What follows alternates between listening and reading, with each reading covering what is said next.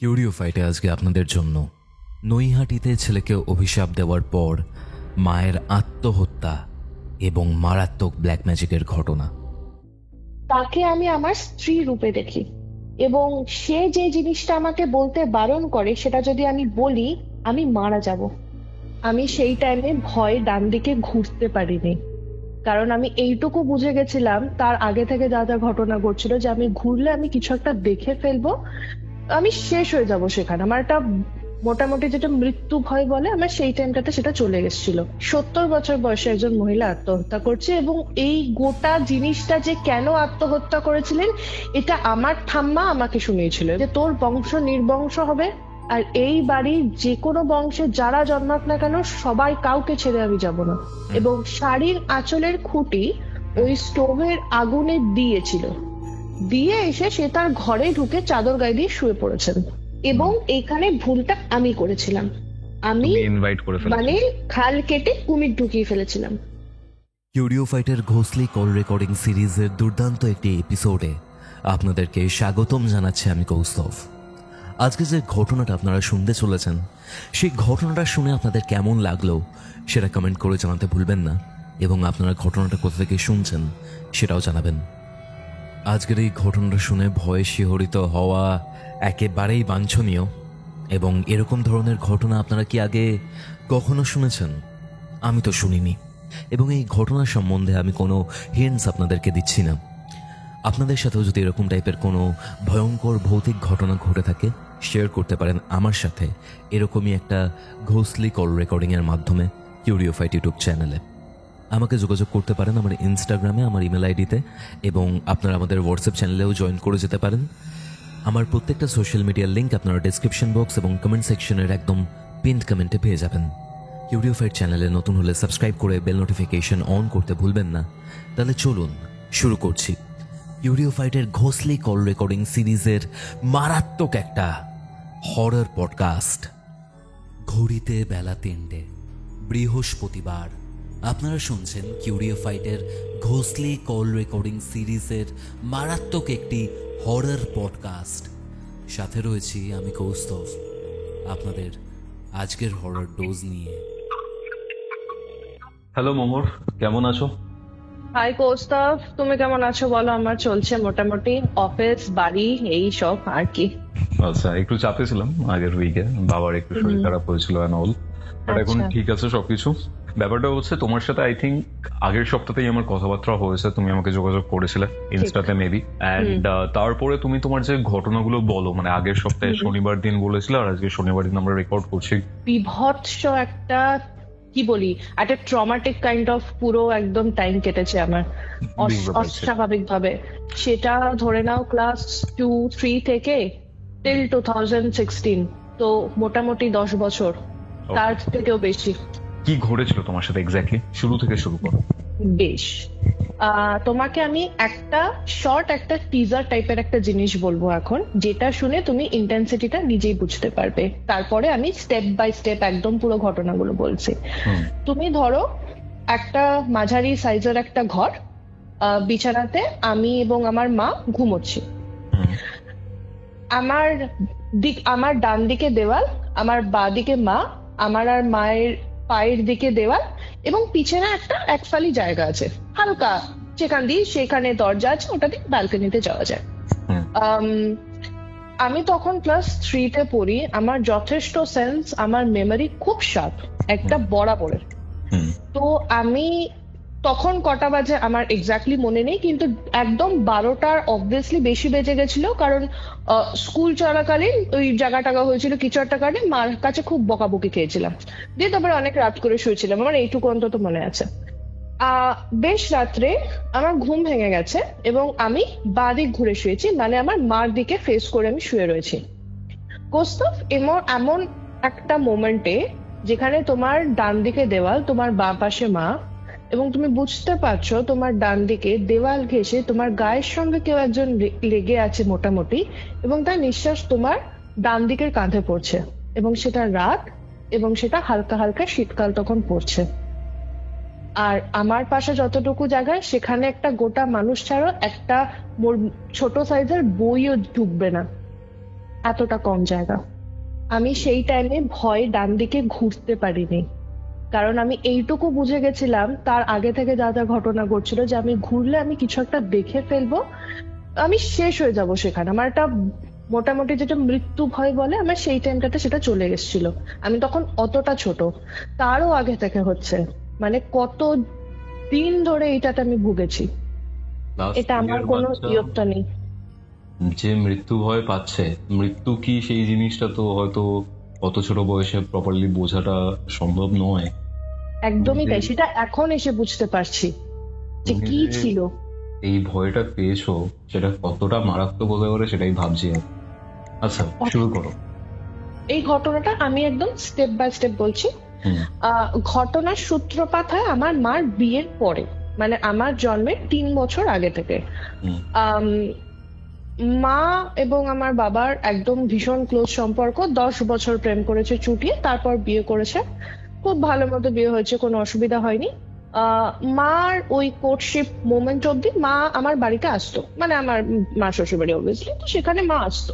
হুম। সবাই চেনা জানা, সবার সাথে খুব ভালো সম্পর্ক, কথাবার্তা খুবই ভালো চলছে। তো আমার বাবার ঠাকুমা যিনি ছিলেন, তিনি মাকে খুব পছন্দ করতেন। হুম, আমার আমার ঠাম্মাও খুব পছন্দ করছে, মানে সবাই ভালোবাসে, আমার পরিবার খুব একদম হ্যাপি একদম। আমাদের কোনো সেই সেই অর্থে বাংলা সিরিয়াল টাইপের বা যে কোনো কিছু টাইপের কুটকাচালি জাতীয় নেই, একদমই নেই, খুব সিম্পল জিনিস। ওকে। তো আনফর্চুনেটলি মার বিয়ে হয় 91-এ। মার বিয়ের 1 বছর কি 8-9 মাস আগে আমার সেই বাবার ঠাম্মা মারা যান। ওকে। আমি সরি, মারা যাননি, সুইসাইড করেছিলেন। তিনি আত্মহত্যা আত্মহত্যা করেছিলেন, ওকে। একদমই তাই, তিনি আত্মহত্যা করেন। ওই বয়সে কত বয়স হয়েছিল না? আমার যতটুকু জানা, ও সেই বড় ঠাকুমার বয়স হয়তো তখন 70 পেরিয়ে গেছে। 70 বছর বয়সে একজন মহিলা আত্মহত্যা করছে? 70 বছর বয়সে একজন মহিলা আত্মহত্যা করছে, এবং এই গোটা জিনিসটা যে কেন আত্মহত্যা করেছিলেন এটা আমার ঠাম্মা আমাকে শুনিয়েছিল। এবং আমার ঠাম্মার, আমি এই জিনটা খুব পেয়েছি ঠাম্মার থেকে। আমার ঠাম্মারও খুব স্মৃতিশক্তি শর্ট ছিল, যেটা আমারও আছে। এবং আমার ঠাম্মা মৃত্যুর আগের 1-2 দিন অবধি সবাইকে চিনতে পেরেছিল। আচ্ছা। সুতরাং তার এতটা শার্প একটা ব্রেন, তো সে কখনো এই জিনিসটা বলবে না। এবং শুধু ঠাম্মার না, বাড়ির অন্যান্য যারা ঠাম্মা জাতীয় ছিল, বড় ঠাম্মা, ছোট ঠাম্মা ইত্যাদি, এনাদের থেকেও আমি এই একই জিনিস শুনেছি পুরো। কিভাবে আত্মহত্যা করেছিলাম? এইবার ঘটনাটা হচ্ছে, আমার বড় ঠাম্মা, বাবার যে ঠাম্মা ছিলেন, তার 3 ছেলে এবং 2টো মেয়ে ছিল। তো একটি মেয়ে, তার মাঝবয়সী টাইমটাতে তিনি মারা যান। এবার কি করে মারা যান তা আমি জানি না, কিন্তু সেই বড় ঠাম্মা ওই শোকটা না নিতে পারেনি। তখন ধরো তার অ্যাপ্রক্সিমেট 50-55 বছর বয়স হবে। এবং সেরকম সময় থেকে তিনি মেন্টালি পুরো আনস্টেবল হয়ে যান। মানে প্রথম প্রথম একটু একটু আবোল তাবোল কথা, একটু বেহিসাবি কাজকর্ম, পড়ে যাওয়া, হঠাৎ করে বাইরে বেরিয়ে যাওয়া, এখান থেকে শুরু হয়। এবং তারপরে তিনি পাগল হয়ে যান রীতিমতো। আচ্ছা। তো সবাই বলে বংশের এক অভিশাপ থাকে, এই থাকে তাই থাকে, যেটা যেরকম হয়, খুব একটা সকলে কেউ পাত্তা দেয় না। আমার বাড়ি থেকেও সেটা কখনো পাত্তা দেওয়া হয়নি, কিন্তু আমরা পরবর্তীকালে বুঝতে পেরেছি যে কেন, কি বৃত্তান্ত, কি হয়েছিল। তো যেহেতু আমার সেই বড় ঠাম্মা, মানে বাবার ঠাম্মা, যেহেতু উনি পাগল হয়ে গেছিলেন, তো উনি না এর ওর ঘর থেকে, যার ঘরে ফল বিস্কুট যাই থাকুক না কেন, উনি নিয়ে খেয়ে নিতেন। আচ্ছা। কেউ কিছু বলতো না, যে মা কাকিমা জেঠিমা নিচ্ছে তো কি হয়েছে, বাড়িরই তো লোক। হুম, হুম, কিন্তু ওনার যে বড় ছেলে ছিল, সেই দাদু আমার সম্পর্কে, হুম। তিনি প্রচন্ড দুর্মুখ মানুষ ছিলেন। এবং খুব, মানে আমার কি বলবো, আমারই ফ্যামিলি, কিন্তু আমার তো মিথ্যা বলে কিছু লাভ নেই। তা আমি একদমই রাগঢাক না করে বলছি, তিনি এমনিতেও খারাপ মানুষ ছিলেন এবং তিনি খুব দুর্মুখ মানুষ ছিলেন, খুবই দুর্মুখ মানুষ। মানে মান জ্ঞান করতো না, ছোট বড় কাউকে কিছু মানতেন না তিনি। হুম। তো যেহেতু সেই বড় ঠাম্মা বিধবা ছিলেন, তো অম্বুবাচীর সময় ওই তার বড় ছেলের ঘর থেকে তিনি না ফল নিয়ে নিয়েছিলেন। ফল এবং নিয়ে ফল ছিল কিছু একটা কলা জাতীয়, ওই মুহূর্তে মানে আমার অতটা ক্লিয়ারলি বলতে পারিনি, কলা বা আপেল জাতীয়, আঙুর টাঙুর যেরকম হয় গরমকাল, তো হ্যাঁ। অম্বুবাচী তো গরমকালে ওই টাইমটাতে পড়ে না। হুম, হুম, তো কিছু একটা ফল নিয়ে নিয়েছিল ঘর থেকে। হুম। এবং সেইটা তার বড় ছেলে যখন দেখতে পায়, তাকে হাত ধরে হিড় করে টেনে বাড়ির ভিটের বাইরে দুপুরবেলা 3টে 3:30 ওই কাঠ ফাটা রোদের সময় তাকে বার করে দিয়েছিলেন যে তুমি কোন সাহসে চুরি করেছো। এবং সেই মুহূর্তে তিনি একটা অভিশাপ দিয়েছিলেন যে তোর বংশ নির্বংশ হবে, আর এই বাড়ির যে কোনো বংশে যারা জন্মাক না কেন সবাই কাউকে ছেড়ে আমি যাব না। এটা বড় ঠাম্মি এবং বলছেন? এটা আমার বড় ঠাম্মা অভিশাপ দিয়েছিলেন তখন। মানে মা এবং হয়ে সেইটা- ছেলেকে অভিশাপ দিচ্ছে? মা হয়ে ছেলেকে অভিশাপ দিচ্ছেন এমন কতটা খারাপ পর্যায়ে, লেগেছিল? কতটাই খারাপ। কোন মা তার ছেলেকে একটা ঠাস করে একটা হালকা করে চর মারলেও পরে গিয়ে মন খারাপ করে, রাহা বাচ্চাটাকে মারলাম, এরকম একটা জিনিস। সেই মা এতটা কষ্ট পেয়েছে যে সবার সামনে, আর তখন তো কাছে কাছে ঘিসে ঘিসে বাড়ি, তখন তার ওরকম ব্যাপার না যে সবাই নিউক্লিয়ার ফ্যামিলি, তো একটু চিৎকার চেঁচামেচি হলেই তখন এ বাড়ি ও বাড়ি থেকে মোটামুটি শোনা যায়, তখন এতটাই ক্লোজ ছিল। সকলের সামনে, রাস্তার লোকের সামনে হিড় করে বার করে দিয়েছিল। এবং সেটা যারা সায়েন্সে বিশ্বাস করে তারা সায়েন্স বলবে, আমার সায়েন্স প্লাস অন্য ডিমেনশনে বিশ্বাস হয়, আমি সেই থেকে বলবো। আমার বড় জেঠুর তখন ছেলে ছিল খুব ছোট্ট, একদম ছোট্ট ছেলে, তারপরে কিন্তু তার জেনারেশন আর নেই। মানে আমার সেই সম্পর্কে যে আমার জ্যাঠা হন, তো সেই জ্যাঠার আর কোনো বংশবৃদ্ধি হয়নি, ওখানেই শেষ। জ্যাঠার পর আর কেউ হয়নি? আর কেউ হয়নি, ওখানেই শেষ। আচ্ছা আচ্ছা। বহু চেষ্টা করা হয়েছে, বহু ডাক্তার দেখানো হয়েছে। ইনফ্যাক্ট আমার জেঠিমার এমনও অবস্থা ছিল, আমার জেঠিমা কনসিভ করতো কিন্তু মিসক্যারেজ হয়ে যেত বহুবার। সার্জারি, ডাক্তার ইত্যাদি প্রভৃতি কিচ্ছু হয়নি, ওখানে স্টপ। মানে আমি জাস্ট ভাবছি মা হয়ে ছেলেকে এরকম অভিশাপ, কারণ মায়েরও তো বংশ ওটা, তাই না? একদমই তাই। কতটা খারাপ লেগেছিল, বা খারাপ না লাগলে এরকম কিছু বলা যায়? সেটাই না, যে আমার ছেলে, আমি একটা ফল নিয়েছি বলে আমাকে হিড় করে বার করে দিল, কি মানুষ করলাম তাহলে, জন্মই বা দিলাম কেন? এইরকমই একটা ভাবনা থেকে উনি এই জিনিসটা করেছিলেন। কাট্টু মার বিয়ে 1991 মার বিয়ে, তার 1 থেকে 8-9 মাস আগে বড় ঠাম্মা মারা যান, আত্মহত্যা করেন তিনি। তো মা বিয়ে হয়ে এসে যতটা যা শুনেছে, এবারে ওই বের করে দিয়েছিল যেটা বললাম, তারপরের ঘটনা আসি। বের করে যেদিন দিল তার বেশ কিছু বছরও উনি ওরকমই পাগল হয়ে গেছিলেন পুরো, একদম কিছু জানতে না, বুঝছে না, এই করছে না।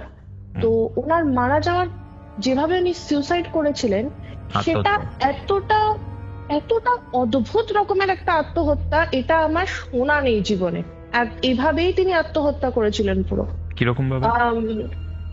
উনি, ওনার আলাদা কিচেন হেসেল জিনিস ছিল, যেহেতু উনি বিধবা মানুষ ছিলেন।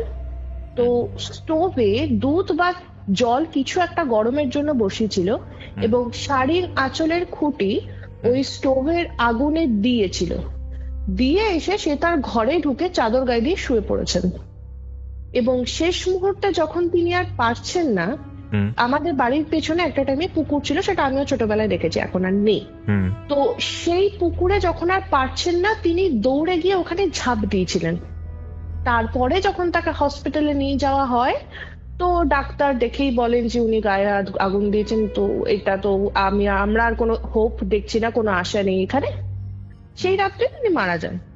তো এইভাবে তার আত্মহত্যা। খুবই পিকুলিয়ার না মোহর, এটা বিভৎস পিকুলিয়ার। আমরা শুনেছি যে গলায় দড়ি শুনেছি, গায়ে আগুন শুনেছি, বিষ খাওয়া শুনেছি, নার্ভ কেটে, ভেন কেটে ফেলা শুনেছি, কিন্তু একটা মানুষ শাড়ির খুঁটিতে আগুন দিল, দিয়ে এসে শুয়ে পড়ে সেটা জ্বলা অব্দি অপেক্ষা করছে যে এবার জ্বলবে, এবার জ্বলবে, তারপরে না পেরে সে দৌড়ে গিয়ে ঝাঁপ দিয়েছেন।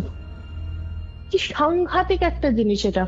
সাংঘাতিকের থেকে বড় কথা ডিস্টার্বিং খুব ব্যাপারটা, প্রচন্ড ডিস্টার্বিং জিনিস। এটা ভাবলেই কেমন একটা লাগে যে আমি জানছি আমি আস্তে আস্তে আস্তে আস্তে করে আমি মারা যাচ্ছি এখন, অথচ আমি সেটাকে আরামসে, যেটাকে বলে একদম আরাম করে দেখা ব্যাপারটা, কি ভালো সিন একটা, এরকম টাইপের। এবং কি সাংঘাতিক সেই জিনিস এক। এবং সেই দৃশ্যটা তিনি যখন ছুটে যাচ্ছেন পুকুরের দিকে, তখন যারা দেখেছেন, মানে আমার ঠাম্মার মুখে শুনেছি, আমার ঠাম্মাকে আমি আম্মা বলতাম, সুতরাং আমি আম্মাই বলছি, আমি আমার আম্মার মুখে শুনেছি যে বড় বড় মানুষরা কিছুজন মাথা ঘুরিয়ে পড়ে গেছিল ওই অবস্থাতে, যে একটা জ্বলন্ত মানুষ ছুটছে, জাস্ট এক্স্যাক্টলি। ছুটে চলে গেল। এই হচ্ছে জিনিস। আচ্ছা। তো মার বিয়ের পরে মা টুকটাক টুকটাক, আমাদের দোতলা বাড়ি বরাবরই, হুম, তো মার বিয়ের পরে মা টুকটাক এই ঘরে ওই ঘর ও ঘর করছে। মা না প্রথম প্রথম বুঝতে পারতো যে কিছু একটা পিছনে আছে, কেউ দেখছে, কেউ কিছু করছে। আর আমার মা যে ভীতু গোছে সেটা আমি একদমই বলবো না, একদমই ভীতু গোছের না আমার মা। আম, প্রথম প্রথম অ্যাজ ইউজুয়াল কাটিয়ে দিয়েছে, ইগনোর করে দিয়েছে যে ও ঠিক আছে, ভুল হচ্ছে, এই এত সিরিয়াল দেখে এই দিকে তাই দেখে হয়েছে। কিন্তু তারপরে না মা বলতো যে আমার না অভ্যাস হয়ে গেছে। এবার এই অভ্যাসটা, যে আমি কাউকে দেখতে পাচ্ছি না, শুনতে পাচ্ছি না, কিন্তু আমি জানি যে একটা লোক কন্টিনিউয়াসলি আমার ঘাড়ের কাছে এসে দেখছে আমি কোথায় যাচ্ছি, আমি খাচ্ছি, আমি রান্না করছি, আমি বাজারে যাচ্ছি, আমি স্কুলে যাচ্ছি, আমি কি করছি আমি না করছি, এইটা একটা মার অস্বাভাবিক ভয়ের কারণ হয়ে গেছিল পরে। হুম, হুম, যে আমি যেখানে যাচ্ছি আমি জানি লোকটা আছে, আমি ভিটের বাইরে পা দিচ্ছি, মানে তখন কিছু নেই, বাড়ি ঢুকছি, ঠিক সেই মুহূর্ত থেকে আমাকে কেউ একটা কন্টিনিউয়াসলি ফলো করছে। আমি তাকে দেখতে পাচ্ছি না, আমি তাকে শুনতে পাচ্ছি না, কিছু হচ্ছে না। এইটা মার সঙ্গে চলেছে বিগত ধরি 1991 থেকে। আমি যবে থেকে বুঝতে শিখেছি ধরো 2001-2, ওই 1991 থেকে 2001-2, 10 মোটামুটি বছর। মোটামুটি একটা 10 বছর একটা মানুষ কন্টিনিউয়াসলি এইভাবে চলেছে যে ঠিক আছে আমার সাথে কেউ একজন আছে যাকে আমি দেখতে পাই না। এটা কি বাড়ির মধ্যেই হতো না বাড়ির বাইরেও হতো? শুধুমাত্র বাড়ির মধ্যিখানে, বাড়ির বাইরে পা রাখছে, কিচ্ছু না, কেউ নেই, নর্মাল রাস্তা, বাড়ির বাইরে পা রেখে। এবং আমার মা এতটাই সাহসী ছিল যে আমার মা ইচ্ছা করে এক্সপেরিমেন্ট করার জন্য বাবাকে বলেছে যে তুমি গেটের বাইরে মানে ভেতরে দাঁড়া, আমি বাইরে গিয়ে দেখে আসবো, পাড়ার মোড় অব্দি জাস্ট হেঁটে যাব, হেঁটে আসবো, আমি দেখে আসবো। মা বলছে আমি বাড়ির বাইরে মুহূর্তে দুপা হেঁটে গেছি, আমার মনে হচ্ছে আমার সাথে কেউ নেই, এবং সেটা সে 3-4 বার রিপিট করেছে, এবং সেম প্যাটার্ন। যে মুহূর্তে বাড়ির ভিটের মধ্যে পা দিচ্ছে সেই মুহূর্তে তার মনে হচ্ছে তার পিঠে কেউ দাঁড়িয়ে আছে। জাস্ট ইমাজিন করো বিক্রম বেতাল, যেখানে বিক্রম জানে বিক্রম কাউকে ক্যারি করছে কিন্তু পেছনে কেউ নেই, একদম এই জিনিস। ওকে, ওকে। আমি তখন ক্লাস 2-তে পড়ি, আমি এইসব ব্যাপারে কিচ্ছু জানতাম না, কোনোদিন আমার কিচ্ছু আর কি খেয়াল হয়নি। একদিন রাত্রিবেলাতে আমি আর মা এক ঘরে থাকতাম, আর পাশের ঘরটাতেই বাবা থাকতো। তো একদমই লাগোয়া ঘর, জাস্ট আমাদের ওপরের সেট আপটা আগে বলে দিচ্ছে, আমাদের দোতলার কোলাপসেবল দিয়ে ঢুকলে বড় হল, হলের একদম ডান দিকে হচ্ছে ওয়াশরুম, এবার হলটার ডান দিকে একদম ওয়াশরুম, তার ঠিক গা ঘেঁষে হচ্ছে একটা ছোট্ট কিচেনের মতো জায়গা, মানে টুকটাক কিছু একটা চা বানানো, কিছু একটা এরকম টাইপের ছোটখাটো একটা কিচেন। কোলাপসেবলের সোজা বরাবর হচ্ছে একটা বেডরুম, এবং কোলাপসেবলের বাঁ পাশে দুটো বেডরুম। তো বাঁ পাশে দুটো বেডরুম, ডান পাশে হচ্ছে টয়লেট, টয়লেটের একটু পাশে কিচেন, আর কোলাপসেবলের সামনাসামনি পুরো একটা ঘর ধাক্কা খাচ্ছে। এটা আমার সেট আপ। এবার বাঁ দিকে যে দুটো রুমে থাকছিল সেখানে একটাতে আমি আর মা থাকতাম, আর পাশেরটাতে একদম লাগোয়া বাবা থাকতো। আমাদের কোনো অ্যাটাচড বাথরুম ছিল না, ওই একটাই যেটা টয়লেট সেটাই ছিল। তো রাত্রিবেলাতে আমার বরাবর একটু ঘুম না আসার অভ্যেস আছে, সেটা এখনো ঘুম আসছে না। এবার মাকে তো ডাকলে মা তখন দেবে আমাকে, তো সেই ভয়ে মাকেও ডাকিনি রাত্রিবেলাতে। আমি খাট থেকে আস্তে আস্তে করে নেমে বাবার ঘরে গেছি, এবং খাটের বর্ণনাটা আমি শুরুতে একদম তোমাকে যেরকম দিয়েছিলাম সেম, আচ্ছা, একদম সেম, সেটা তখনও সেম। আমি বাবার ঘরে গেছি, আমি এবার বাবার ঘরটা যেহেতু বাঁ দিকে, তো যে জানলাটা আছে সেটা হলের দিকে একটা ফেস করা আছে। তো আমি পুরো দেখলাম এক ভদ্র মহিলা, লম্বা করে, মাঝারি স্বাস্থ্য, সে হলের বাঁ দিক থেকে একদম সে হলের কোলাপসেবল অব্দি গেল, মানে আমাদের বেডরুম থেকে কোলাপসেবল অব্দি গেল হল দিয়ে। আমি ভেবেছি আমার কাকিমা। এবার হলের যে উল্টো দিকের দরজাটা বলেছিলাম যে বেডরুমটা, সেটাতে আমার কাকা কাকিমা থাকতো, আমি জানি আমার কাকিমা। আমি আস্তে করে দরজা খুলে বেরিয়ে গেছি, সেই যে হালকা একটা শ্যাডো, এবার ধরো তুমি জাস্ট দেখলে এক পাক তোমার চোখের সামনে দিয়ে কিছু চলে গেল, আমার ফার্স্ট ফিলিংটা সেইটা হয়েছিল। আমি ঠিক দেখছিলাম এক পাক আমার চোখের সামনে দিয়ে কেউ চলে গেল, আমি দরজা খুলে জাস্ট কাম্মা বলে ডাকতে যাব, আমার মনে হলো ফ্র্যাকশন অফ সেকেন্ডে আমার গা ঘেঁষে কিছু একটা নেমে গেল, নেমে গেল বলতে নেমে গেল, সিঁড়ি দিয়ে নেমে গেল। আমার এটা তো আমাদের দোতলা, একতলায় আমার ঠাম্মা আর আমার দাদু থাকতো। তো আমি কমপ্লিটলি আমার মনে আছে, আমার পুরো মনে হলো শ্যাডোটা আমার গা ঘেঁষে জাস্ট তাক করে নেমে গেল, মানে সেই কার্টুনে দেখায় না যেরকম হুশ করে চলে যায়, একদম পুরো তাক করে নেমে গেল আমার গা দিয়ে। আমি জাস্ট দেখলাম বাথরুমের লাইটটা অন হলো, অফ হয়ে গেল, আচ্ছা অন হলো অফ হয়ে গেল, মানে আমরা ঠাক ঠাক সুইচ অন সুইচ অফ করি যেরকম, একদম সেম। মানে সুইচের আওয়াজ শুনতে পেয়েছো? না। ওকে ওকে। আমার এবার একদম নিস্তব্ধ, হলে কোনো পাখা চলছে না, তুমি যদি পায়ে মানে ফুটস্টেপও নাও না, হাঁটো, তোমার সেটাও শোনা যায়। সেখানে একটা সুইচ এত তাড়াতাড়ি ঠাক ঠাক করে অন হয়ে গেল, অফ হয়ে গেল, আমি কোনো সুইচের আওয়াজ পাইনি। আচ্ছা। আমার তখন ভয় লাগেনি, কারণ আমি তখনও ভাবছি আমার কাকিমা, আমার তখন ভয় লাগেনি, আমি জানি আমার কাম্মা। আর তখন অত সুইচ দেখা যাচ্ছে না, এই হচ্ছে না, সেটাও মাথাতে আনিনি, কারণ তখন বোঝার মতো বয়সই হয়নি আমার যেটা কি হচ্ছে। আমি ঘরে চলে গেছি, আরামসে শুয়ে পড়েছি, আমি ঘুমিয়ে গেছি। আবার আমার হঠাৎ করে ঘুম ভেঙে গেছে, এবং আমার মনে পড়েছে আমার কাকিমা আর আমার কাকা সেদিনকে নেই বাড়িতে, ওপরে আমরা জাস্ট তিনজন, আমি মা বাবা, আর কেউ নেই। তুমি এটা বললে না, আমার গায়ে কাঁটা দিল পুরো। আমি তোমাকে বলছি আমার এখন গায়ে কাটা দিচ্ছে। 2002 ঘটনা, এটা 2023, 21 বছর পর। তোমার তখন হার্ডলি 7-8? আমার তখন ওরকমই হবে, ধরো ওই 7ই হয়তো, 7 বছর বয়স একদম। তো আমার যে সময়টা ওটা মনে পড়েছে, আমি তখন কেঁদে ফেলেছি, কারণ এবার ছোট থেকে গল্পের বই পড়ি, ভূত প্রেত দত্তি দানব ইত্যাদি বহু জিনিস পড়ে এসেছি, কিন্তু আমার কোনোদিনই না আমার এই জিনিসটাতে ভয় লাগেনি। আমি ছোট থেকে কোনোদিনও ভয় পাইনি, কারণ মা আমাকে একটাই কথা বলতো, তোর কাছে এলেও কি তোকে কিছু করছে, তাহলে কেন চিন্তা করছিস, মা হ্যাঁ এরকম বলে দিত। ওটা না আমার মাথায় একটা কিরকম প্রোগ্রামড হয়ে গেছে যে কি আছে, ঠিক আছে দেখা যাবে।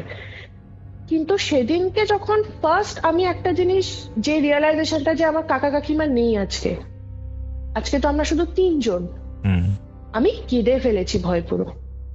মা উঠে গেছে, বাবা উঠে গেছে, যে কি হয়েছে, ওরা ভেবেছে পড়ে গেছি, হয়তো লেগেছে কোথাও একটা। দিন আমি কাঁদতে কাঁদতে মাকে বলেছি, মা এরকম এরকম ইয়ে হয়েছে, আমি ভয় লেগেছে, কেউ একটা এসেছিল, এই হয়েছে।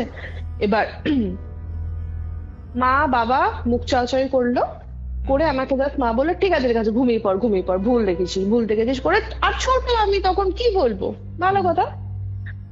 পরদিন সকালে আমাকে আম্মা ডেকেছে, মানে আমার ঠাম্মা। আমি ঘুম থেকে উঠেছি, সরি সকালে না, স্কুল থেকে বাড়ি ফিরে আসার পর আমি বাড়ি ফিরেছি, আম্মা ডেকেছে যে মামাম কি দেখেছিস তুই? তো আমি বললাম যে আমি এরকম দেখেছি একটা আন্টি টাইপের মানুষ, একটু বড়, একটু লম্বা লম্বা এরকম করে ইয়ে হয়েছে। তো আম্মা বলছে তুই পড়ে যাসনি তো?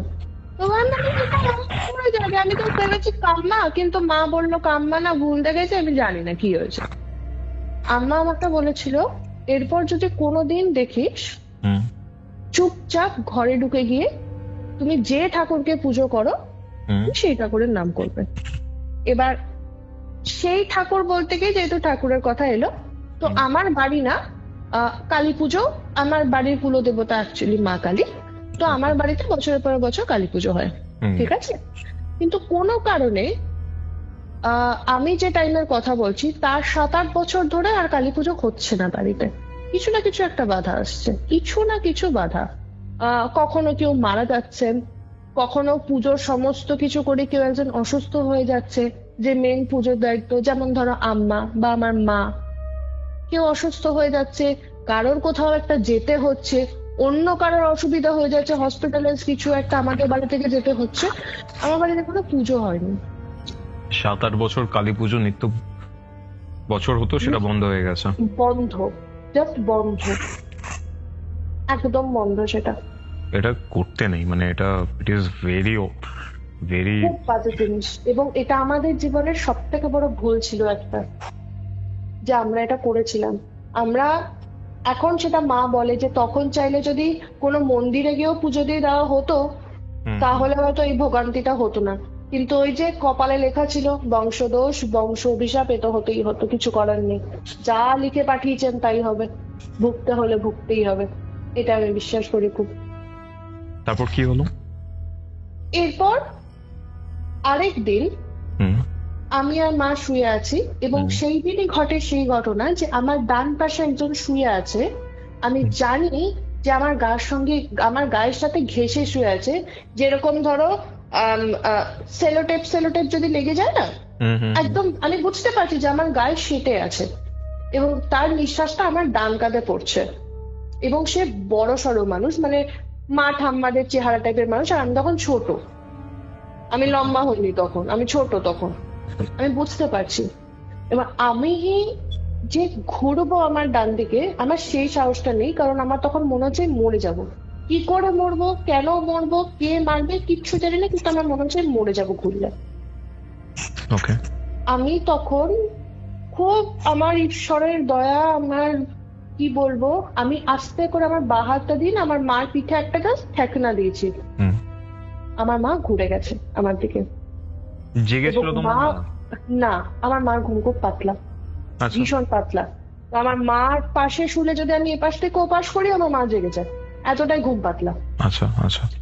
আমি জাস্ট মার পিঠে একটা টোকা দিয়েছি, মা কাট করে আমার দিকে ঘুরে না আমাকে টেনে নিয়েছে, টেনে নিয়ে মা কনস্ট্যান্ট, সম্ভবত মা কালী বা শিব কিছু একটা বলছিল, কনস্ট্যান্ট মা পড়ে গেছে, জয় মা কালী, ওম নমঃ শিবায়, কিছু একটা মা পড়ে গেছে আমার মনে আছে, আমি ঘুমিয়ে পড়েছিলাম মা যখন ওরকম জড়িয়ে পড়েছিল।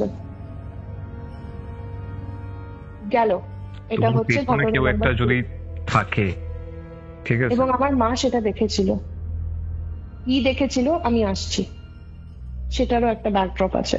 আচ্ছা, ব্যাকড্রপ ঠিক বলবো না, সেটা এখন বললে পরের ঘটনাটা কি করে কি জানা গেল বোঝা গেল, সেটা পরের ঘটনাটাতে অনেকটা বেশি তোমার বুঝতে অসুবিধা হয়ে যাবে, অসুবিধা হবে সেটা। Excuse me. তার বেশ কিছুদিন পর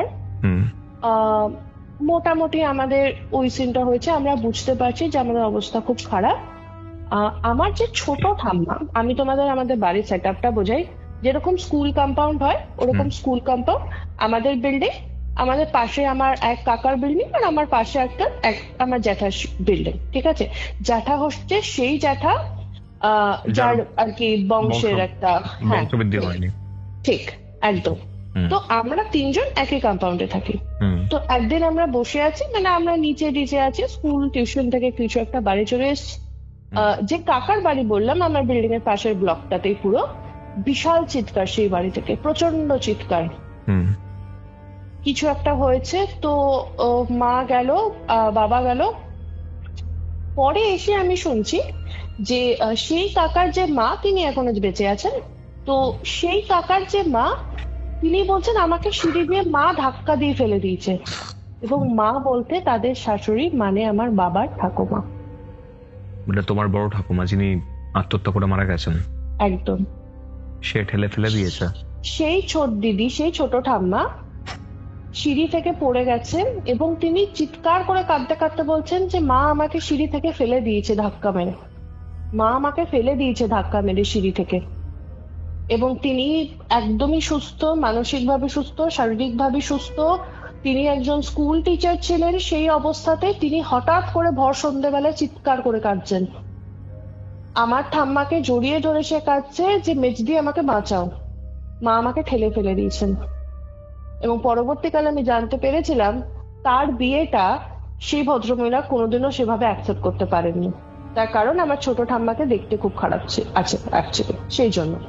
এটা আমার ঠাম্মার থেকে আমার শোনা, পরবর্তীকালে হঠাৎ করে এরকম হলো। তো মোটামুটি আমিও তখন বুঝে গেছি ব্যাপারটা, যে এরকম কিছু একটা আছে, যেটা নিয়ে আমি জানি না কি হবে, যে যতক্ষণ অব্দি আমাকে সে বা আমার বাড়ির কাউকে সে তো মারদাঙ্গা করেনি, মারেও নি, কিছু নেই, সুতরাং ফালতু এর পিছনে কাঠি করলে বা একে চটিয়ে দিলে যদি বাই চান্স কিছু একটা খারাপ হয়ে যায় সেটাকে হবে, এইটা আমাকে মা পই পই করে বুঝিয়েছিল।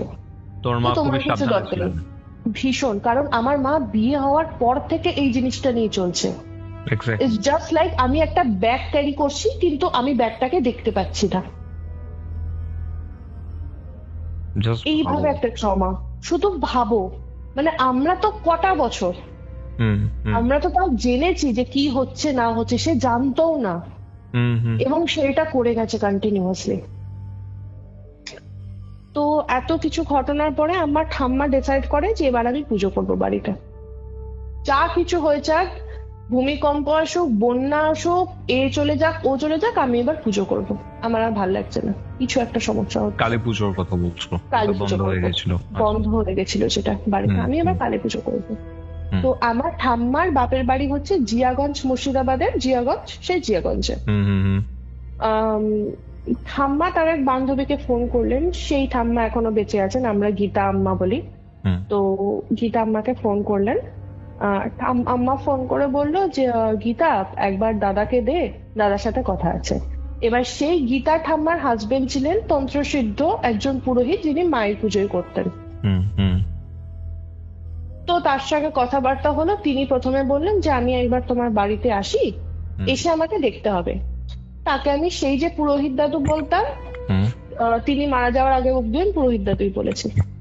তো পুরোহিত দাদু এলেন বাড়িতে, উনি আমার বাড়ির ভিটেতে পা রেখে একটা কথা শুধু বললেন, তোমাদের বাড়িতে কিছু পুড়েছে, খুব পোড়া গন্ধ বেরোচ্ছে। সেই টাইমে কারোর বাড়িতে আগুন, স্টোভ ছেড়ে দাও, কে সিগারেট খাওয়ার জন্য একটা দেশলাই জ্বালায়নি। উনি ভিটাতে পা দিয়ে বললেন যে কিছু পুড়েছে। আমরা বলেছি না, কেউ পড়েনি। এবং তখন আমি বলছি, আমি তখন ক্লাস 3-তে অলরেডি উঠে গেছি, 2003। আমি চালিয়েছিলাম এবং উনি আমার দিকে তাকিয়ে বলছেন, তুমি কিছু দেখেছো? আর আমি তখনটা বুঝতে পারছি না আমি বলবো কি বলবো না, কারণ মা আর আমি খুব মা নেওটা অ্যাকচুয়ালি, ঠিক আছে? তো আমার মা আমাকে বুঝিয়েছে, ঠান্ডা করেছে, শান্ত হয়ে থাকতে বলেছে, এ করেছে, কিন্তু মা এটা বলেনি যে কেউ জিজ্ঞেস করলে বলবি কি বলবি না। তাই আমি ভাবা চাকা খেয়ে গেছি, আমি কি বলবো এখন, না বলবো।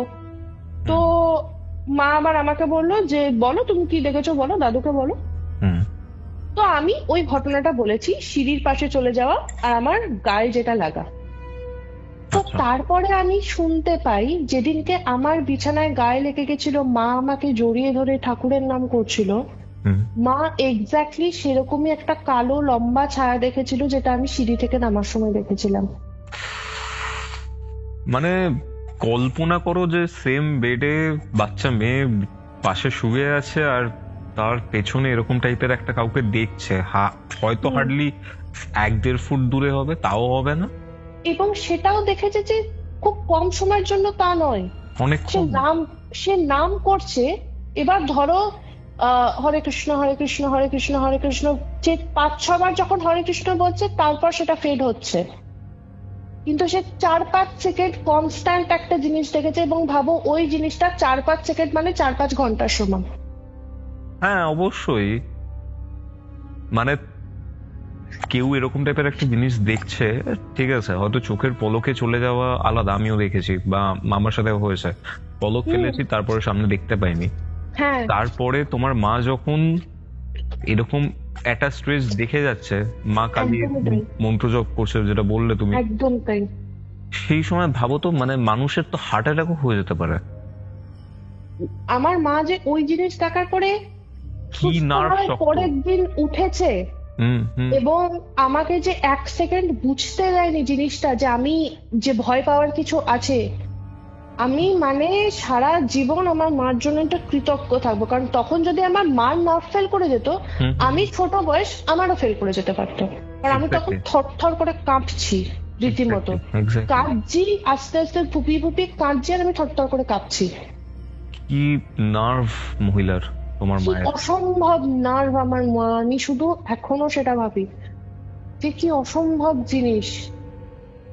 তারপর কি হলো?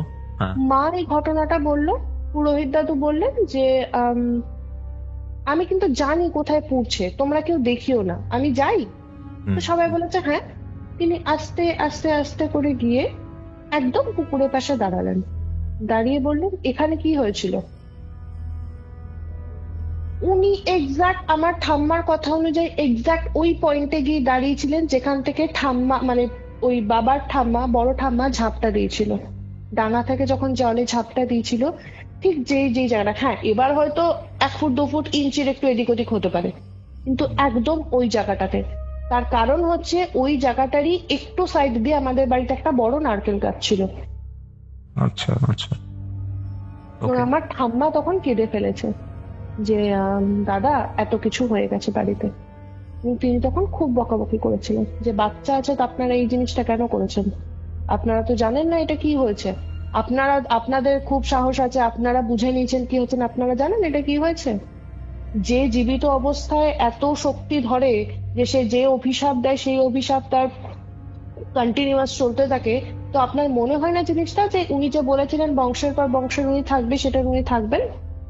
প্রচন্ড বকেছিল এবং আমার ঘুষ বাম ছিল পুরো এখন, বংশের পর বংশ, বংশের পর বংশ, পয়েন্ট টু পয়েন্ট, পুরো কোট টু কোট কথা আমার ঠাম্মা আমাকে বলেছিল যে এই কথা ওই মা বলেছিলেন, মানে তার শাশুড়ি মা বলেছিল দাঁড়িয়ে ওখানে রাস্তার মাঝখানে, বংশের পর বংশ যারা আসবে আমি থাকবো। এবং সেটা বংশের পর বংশ বলতে গেলে বাবার জেনারেশন আমার মা বুঝতে পেরেছে, তারপরের জেনারেশন আমি বুঝতে পেরেছি।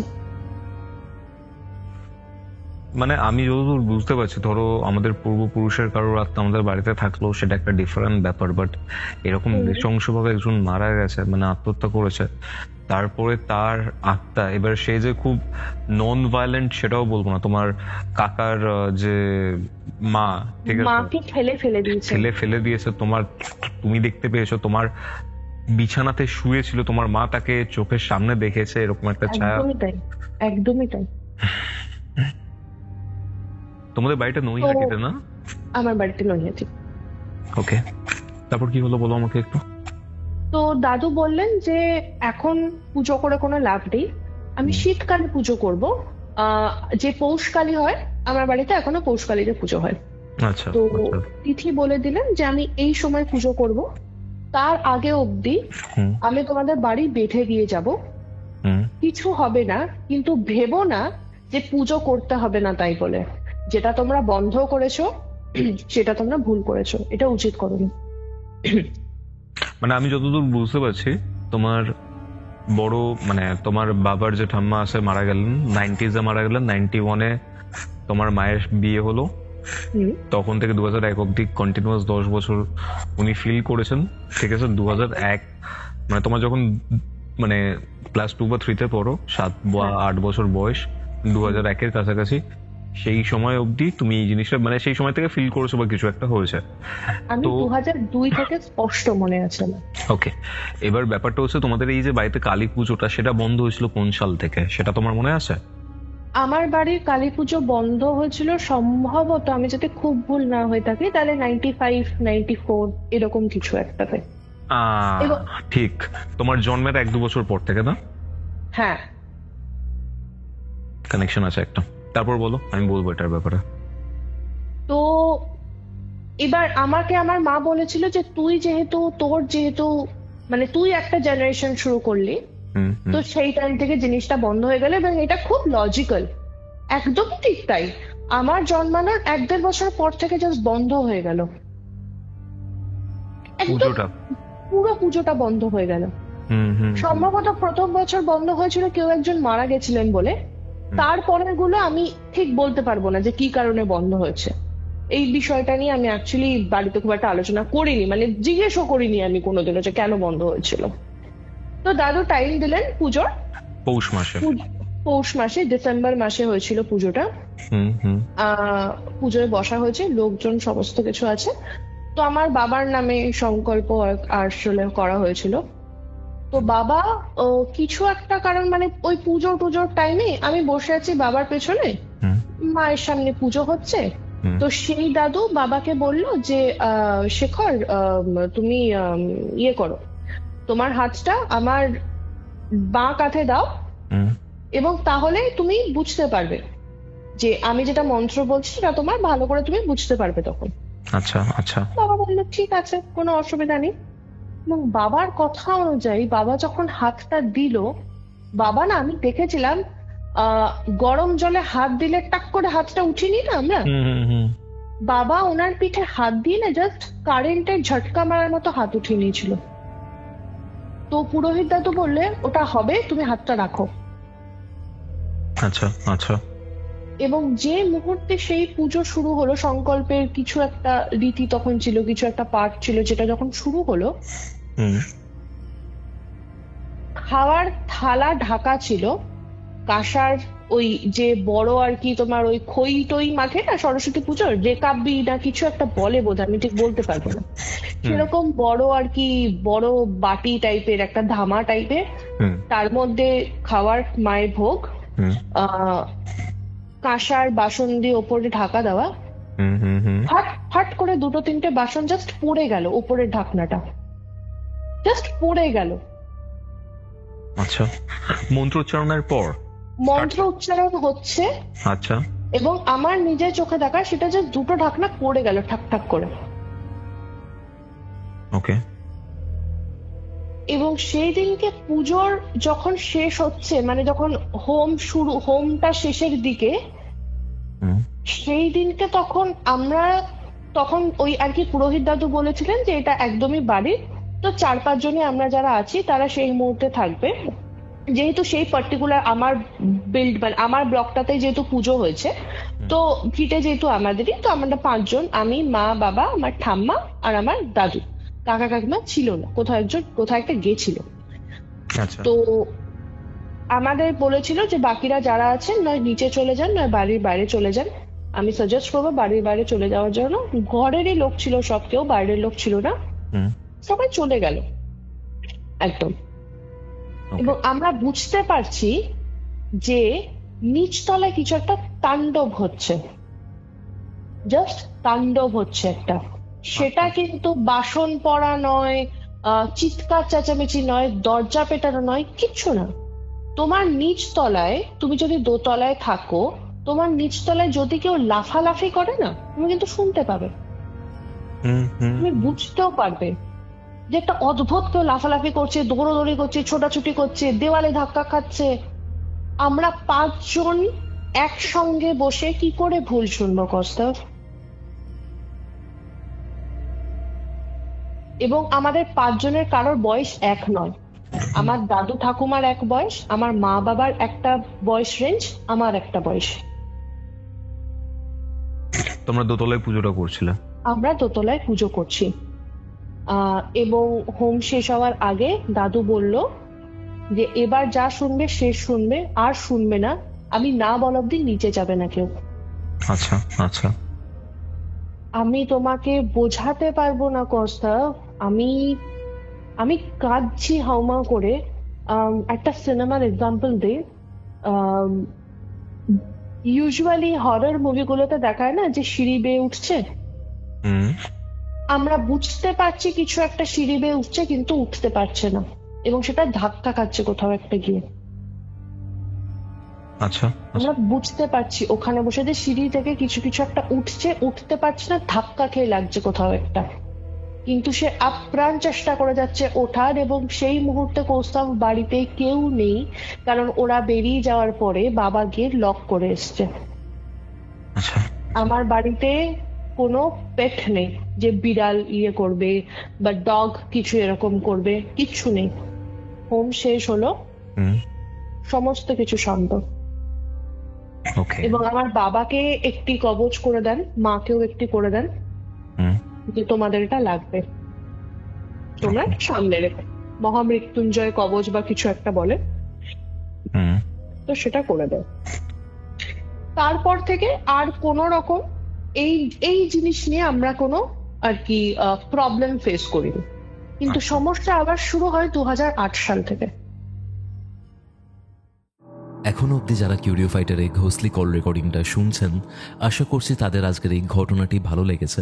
তাহলে আপনারা একটু সামাজিক কাজে লেগে পড়ুন, ভিডিওটা লাইক করে দিন, কমেন্ট করে জানান কেমন লাগছে, এবং এই পুরো হরর পডকাস্টটি শেয়ার করে দিন আপনার বন্ধু এবং পরিবারের সদস্যদের মধ্যে। কিউরিও ফাইট ইউটিউব চ্যানেলে নতুন হলে সাবস্ক্রাইব করতে ভুলবেন না, এবং আপনার ঘটনাও কিন্তু আমার সাথে শেয়ার করতে পারেন এরকমই একটা ঘোষলি কল রেকর্ডিংয়ের মাধ্যমে।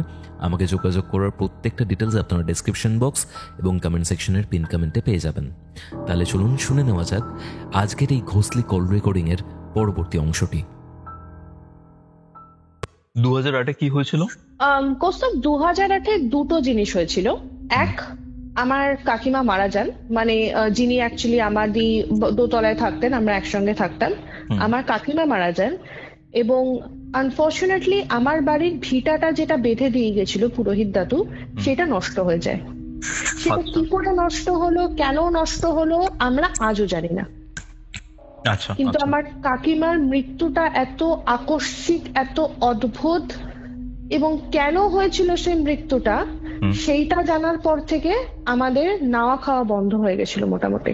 আনন্যাচারাল ডেথ ডাক্তারি ভাষায় একদম নর্মাল, আচ্ছা, কিন্তু আমাদের কাছে খুব আনন্যাচারাল। তার কারণ একটা সার্জারি হওয়ার পরে একটা মানুষ সুস্থ হয়ে যাও গেছে, সে দিব্যি আছে, কিন্তু হঠাৎ করে একদিন রাত্রে 4 ঘন্টার মধ্যে সমস্ত কিছু শেষ। কি হয়েছিল পুরো ব্যাপারটা? তো আমার কাকিমার গল ব্লাডার স্টোন ধরা পড়ে, এবং তার সঙ্গে তার জন্ডিসও হয়, যেহেতু গল ব্লাডারের সঙ্গে জন্ডিসটা খুবই অ্যাকচুয়ালি কানেক্টেড জিনিস। ডাক্তার দেখানো হলো, সার্জারির ডেট দিল, যথেষ্ট সাকসেসফুল সার্জারি, বাড়ি এলো, যথেষ্ট সুস্থ হয়ে গেছে, যখন হাঁটাচলা করছে, বিয়ে করছে, তাই করছে। তো একদিন রাত্রিবেলাতে ডিনার করার সময় তো টিভি দেখছি লিভিং রুমে বসে, তো ওই চেয়ার ফেয়ারের মধ্যে কাকিমা একটাতে বসে দিয়েছিল, খাচ্ছে। তো সামহাউ কিছুক্ষণ পরে মাকে বললো যে দিদি ভাই আমাকে একটু ওপরে দিয়ে এসো, আমার খুব একটু উইক লাগছে, তুমি দিয়ে এসো। বললে ঠিক আছে চল, কি হয়েছে। মানে মা বোনের মতোই দেখতে, এবং মা এখনো কাম্মার কথা বললে কেঁদে ফেলে হাউমাউ করে। আমি ভুলতে পারি না যে কি হয়েছিল, কারণ আমার কাকিমা আমার মার কোলে রীতিমতো বলতে গেলে মারা গেছিল। মানে মারা না গেলেও সে মৃত্যুর জাস্ট স্টেপটা রেখে দিয়েছে, যে আর ফিরে আসার কোনো চান্স নেই, এখানে আর সময় নেই। আচ্ছা আচ্ছা। রাত্রি 10:30 11টার সময় মা কাম্মাকে ধরে ধরে সিঁড়ি দিয়ে উঠে নিয়ে যাচ্ছে। হঠাৎ করে আধা সিঁড়িতে গিয়ে কাম্মা মোটামুটি সেন্সলেস হয়ে মার কোলে পড়ে গেছে, গায়ের ওপর পড়ে গেছে। তো মা কোলে নিয়ে সিঁড়িতে বসে গেছে, এবং কাকিমা উন্মাদের মতো চিৎকার করছে যে দিদি ভাই আমাকে কেউ কারেন্ট মারছে, আমি মরে যাবো, আমাকে বাঁচাও। এবার সে চিৎকার করছে যে আমাকে কারেন্ট মারছে কেউ, আমি পারছি না থাকতে, আমি সহ্য করতে পারছি না, আমাকে তুমি বাঁচাও।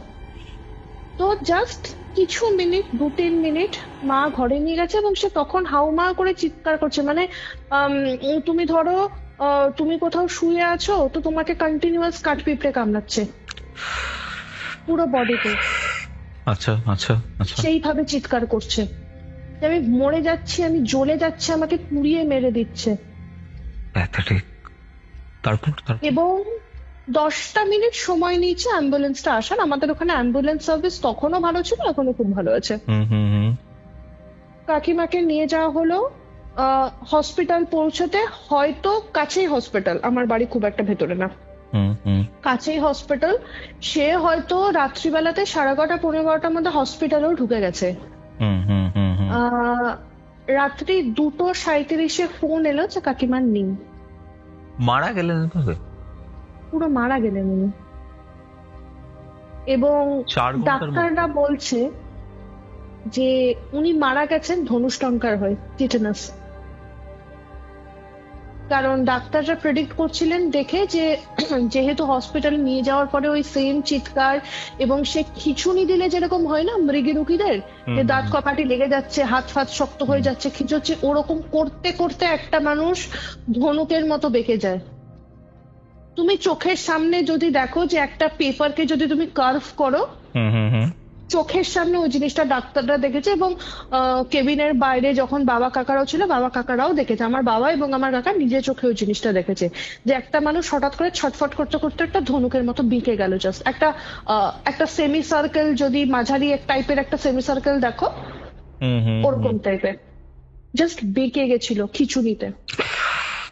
পেনফুল, খুবই পেনফুল মৃত্যু এটা, খুবই মানে পেনফুল। আমার কাকিমা মৃত্যুর আগে 4 ঘন্টা যা যন্ত্রণা পেয়েছে কস্তাব, সেটা আমরা বাড়ির লোকরা জানি, কারণ আমরা ওই চিৎকার শুনেছি, ওই অসম্ভব চিৎকার। মানে সেটা এখনো আমাদের কথা উঠলে না, মানে আমার মা এখনো কান ফান ধরে ফেলে, যে আমি সহ্য করতে পারি না ওটা। কি করে হলো ব্যাপারটা? টিটেনাস মানে ধনুষ্টঙ্কর? ডাক্তাররা বলেছিল যে যেখানে সার্জারি করা হয়েছিল গল স্টোনে, তো সেখান থেকে মেইনলি ফল্টটা। তারপরে তো আর বৃত্তান্ত কিছুই জানা হয়নি, কারণ আমরাও এতটাই ডিস্টার্ব হয়ে গেছিলাম ব্যাপারটা নিয়ে, যে একটা মানুষ সুস্থ হয়ে এসে জাস্ট 4 ঘন্টার মধ্যে নেই, একদম নেই। ডিস্টার্বিং ব্যাপারটা। তারপর কি হলো? তারপর একটা অদ্ভুত টাইপের জিনিস শুরু হলো। কসম ফর এক্সাম্পল, ধরো তোমার বাড়িতে ধরো তোমরা 4 জন আছো, তো তুমি নোটিস করে দেখবে প্রত্যেকের ফুটস্টেপ তুমি আলাদা আলাদা করে চিনতে পারো। তুমি কোনো ফুটস্টেপ শুনে তুমি বুঝতে পারবে যে এখন মা আসছে, বা এখন বাবা আসছে, বা ভাই বা দিদি বা বোন কেউ একজন আসছে। আমার বাড়িতে আমরা 5 জন ছিলাম, আমি, মা, বাবা, ঠাম্মা, দাদু, কাকা, কাকিমা। সরি, 5 জন না, 7 জন আমরা ছিলাম। 2008-এর ওই ঘটনার পর থেকেই 3-4 মাস গেছে, আমি ফুটস্টেপ শুনতে পেতাম যে আমার কাকিমা, যিনি মারা গেছেন রিসেন্টলি, যিনি মারা গেছেন। প্রথম দিন হাট করে উঠছি, কাম্মা, এবং আমার বলার পরে সঙ্গে সঙ্গে মনে হয়েছে কাম্মা নেই। আমি একা দোতলায় বসে পড়ছি, এবং সিঁড়ি থেকে উঠে এসে আওয়াজটা আমার ঘরের দরজার সামনে বন্ধ হয়েছে। পড়ার মধ্যে ছিলাম, আমি জানি আমার কাম্মা, কিন্তু নেক্সট সেকেন্ডে আমার মনে পড়েছে আমার কাম্মা নেই। তখন তো 14-15 বছর বয়স হবে, ভালো তখন আমার 14-15 বছর, আমার যথেষ্ট সেন্স আছে তখন। আর আমার বন্ধুরা বলে আমার নাকি কুকুরের কান, আমার এত কান শর্ট। আচ্ছা আচ্ছা। তার আগে, এই ঘটনাটা হওয়ার আগে, যেহেতু বড় ঠাকুমার ঘটনাটা হয়েছিল, তো ততদিনে না একটা মাইন্ডসেট বিল্ড আপ হয়ে গেছে যে ঠিক আছে, এটা আমি অ্যাকসেপ্ট করে নিয়েছিলাম ওইটুকু, ওরকম একটা এজ থেকে, কারণ আমি মানে কিছু না জেনে সমুদ্রের মধ্যে পড়ে গেছিলাম। দিয়ে আমি আস্তে আস্তে জেনে জেনে উঠেছি, এবং ততদিনে আমার মাথা সেটা অ্যাকসেপ্ট করে নিয়েছে যে ঠিক আছে, এরকম টাইপের কিছু থাকতে পারে, এরকম টাইপের কিছু থাকতে পারে না, এরকম টাইপের আছে। আমরা তাদের কিছু সময় বুঝতে পারি না, এবং যতক্ষণ না সে আমাদের কোনো ক্ষতি করছে সেখানে মাথা গলানোর কোনো দরকার নেই, একদমই দরকার নেই। এটা আমি বুঝে গেছিলাম, এবং এটা আমাকে আমার মা আর সেই পুরোহিত দাদু পই পই করে বুঝিয়েছিল। একদম। কিন্তু একটা অদ্ভুত জিনিস হয়েছিল ওই ঘটনাটার পর। কি হয়েছিল? আমি দুটো জিনিস তারপর থেকে এখনো আমার জীবনে কনসিস্টেন্ট। সেটা হচ্ছে, এক, আমার বাড়িতে কেউ মারা গেলে আমি সেটা বুঝতে পারি, এবং কোথাও না কোথাও গিয়ে একমাত্র আমি আমার বাড়িতে এতজন মারা গেছে প্রত্যেককে কনস্ট্যান্ট একটা জায়গায় গিয়ে স্বপ্নতে পেয়েছি, এবং কিছু জিনিস জেনেছি যেগুলো আমাকে কেউ কোনোদিনও বলেনি। তুমি এটা বলতে চাইছো কারোর মৃত্যুর আগে সেটার আভাস পেয়ে যাও তুমি? আমি না কোনো ভাবে একটা স্বপ্ন দেখি। একটা এক্সাম্পল দিই তোমাকে। আমার কাকিমা যখন মারা যায়, তার আগে আমি হট করে একদিন স্বপ্ন দেখেছিলাম আমার বাড়িতে সাদা প্যান্ডেল। জাস্ট এইটুকু। হ্যাঁ, কিছু স্বপ্ন যে আমি কোনোদিন কিছু দেখিনি, আমি একদম ব্লাঙ্কলি অনেস্ট, আমি দেখিনি। আমি দেখেছিলাম আমার বাড়িতে একটা সাদা প্যান্ডেল, সেখানে লোকজন আছে কিন্তু সাদা প্যান্ডেল। তার এটা 1.5-2 সপ্তাহ পরের ঘটনা, আমার কাকিমা মারা যায়। এরপরে আমার বাড়িতে মৃত্যু হয়েছে 2012 কি 13 সালে সেই জেঠু যাকে অভিশাপ দিয়েছিল, মানে আমার জেঠু না, আমার বাবার জেঠু যাকে অভিশাপ দিয়েছিল, সেই বড় ঠাকুমা। তিনি বহু বছর অব্দি বেঁচে ছিলেন। সেই জেঠুর অ্যাক্সিডেন্ট হয়েছিল একটা, মানে তিনি সিঁড়ি থেকে পড়ে গেছিলেন, এবং কোইন্সিডেন্টলি কৌস্তভ তিনি সিঁড়ি থেকে পড়ে যাওয়ার সময় বলেছিলেন আমাকে ঠেলে ফেলে দিল। মানে তোমার ওই পাশের বাড়ির যে কাকার মা ছিলেন যেরকম ভাবে সিঁড়ি থেকে পড়ে গেছেন? একদম। আমরা ধরে নিয়েছিলাম মনের ভুল, মাথার ভুল, বয়স হয়েছে, কিছু ধরতে পারছে না, কিছু একটা। হসপিটালাইজড করা হলো। ওই যে আমাদের যে কোমরের যে পাইভট কি যেন বলে ওটাকে, পিভটাল গ্ল্যান্ড, যেটা হাড় ফাড় যে সমস্ত জিনিসগুলো থাকে, ওই যে বলটা থাকে কোমরে, সেটা না ভেঙে গেছিল। আচ্ছা আচ্ছা। ওই বয়সে সার্জারি হওয়ার পরে ডাক্তার বলছে এই মানুষের বিভৎস স্পিরিট আছে, নাহলে এত সুন্দর সার্জারি হয় না এই বয়সে। ওনার বয়স তখন রীতিমতো ধরো 90-এর কাছাকাছি। আমরা বাড়িতে ক্যাশ একদম যে সুস্থ আরামসে, ডাক্তার গ্রিন সিগন্যাল দিয়ে গেছে। সকালবেলা 5:30-6টার সময় কল এলো কিডনি ফেলিয়ার হয়ে মারা গেছে। Kidney failure? কিডনি ফেলিয়ার হয়ে মারা গেছে, আর কোনো কিছু না। সেটা ডাক্তাররাও জানে না। ডাক্তাররা বলেছিল যে হয়তো কোনো রকমে হার্ট নিতে পারেনি, ফেলিয়ার হয়ে গেছে, এবং অর্গান ফেলিয়ার তো হতেই পারে। ওনার যদিও ডায়াবেটিস ছিল, কিন্তু সেটা মারাত্মক রকমের ডায়াবেটিস না, ইন কন্ট্রোল। কিডনি ফেলিয়ার হয়ে মারা গেলেন। এই ঘটনার 3-4 দিন আগে আমি অদ্ভুত একটা স্বপ্ন দেখেছিলাম যে আমাদের ঘরের লিভিং রুমে আমার জেঠু পেপার পড়ছে। জেঠু মানে হচ্ছে এই দাদুর যে ছেলে, পেপার পড়ছে এবং তিনি পুরোপুরি টাক। মানে আমি কোনোদিন টাক, পুরোপুরি টাক, মাথায় ন্যাড়া। আচ্ছা আচ্ছা আচ্ছা আচ্ছা আচ্ছা। আমি জন্মানো থেকে কোনোদিন তাকে ন্যাড়া হতে দেখিনি, ফটোতেও দেখিনি ইনফ্যাক্ট। এই দুটো মারা গেল। এই দুজন মারা যাওয়ার পরবর্তী আগের ইভেন্ট গুলো আমি এভাবে স্বপ্ন তো দেখেছিলাম। দুটো মারা যাওয়াই দেখো, একটা সাদা প্যান্ডেল, শ্রাদ্ধ বাড়ির প্যান্ডেল হয়, আর ছেলেরা ন্যাড়া হয় ইউজুয়ালি মা বাবা মারা যাওয়ার সময়। এই দুটো জিনিস আমি দেখেছিলাম। তো কাট্টু যে কাকিমার সাথে যে ঘটনাটা ঘটেছিল আমার, আমি বুঝতে পারা শুরু করে দিয়েছিলাম যে কাকিমা আছে, কাম্মা আছে। আমি পড়ছি, আমি কমপ্লিট বুঝতে পেলাম। আমার সেই পায়ের আওয়াজ এসে আমার খাটে, আমার যে জায়গাটাতে বসেছে, আমি জানি ঠিক আমার পিঠের দিকে করে বসে আছে, আমি ঘুরে হয়তো তাকে দেখতেও পাবো, আমি তাকে ঘুরিনি।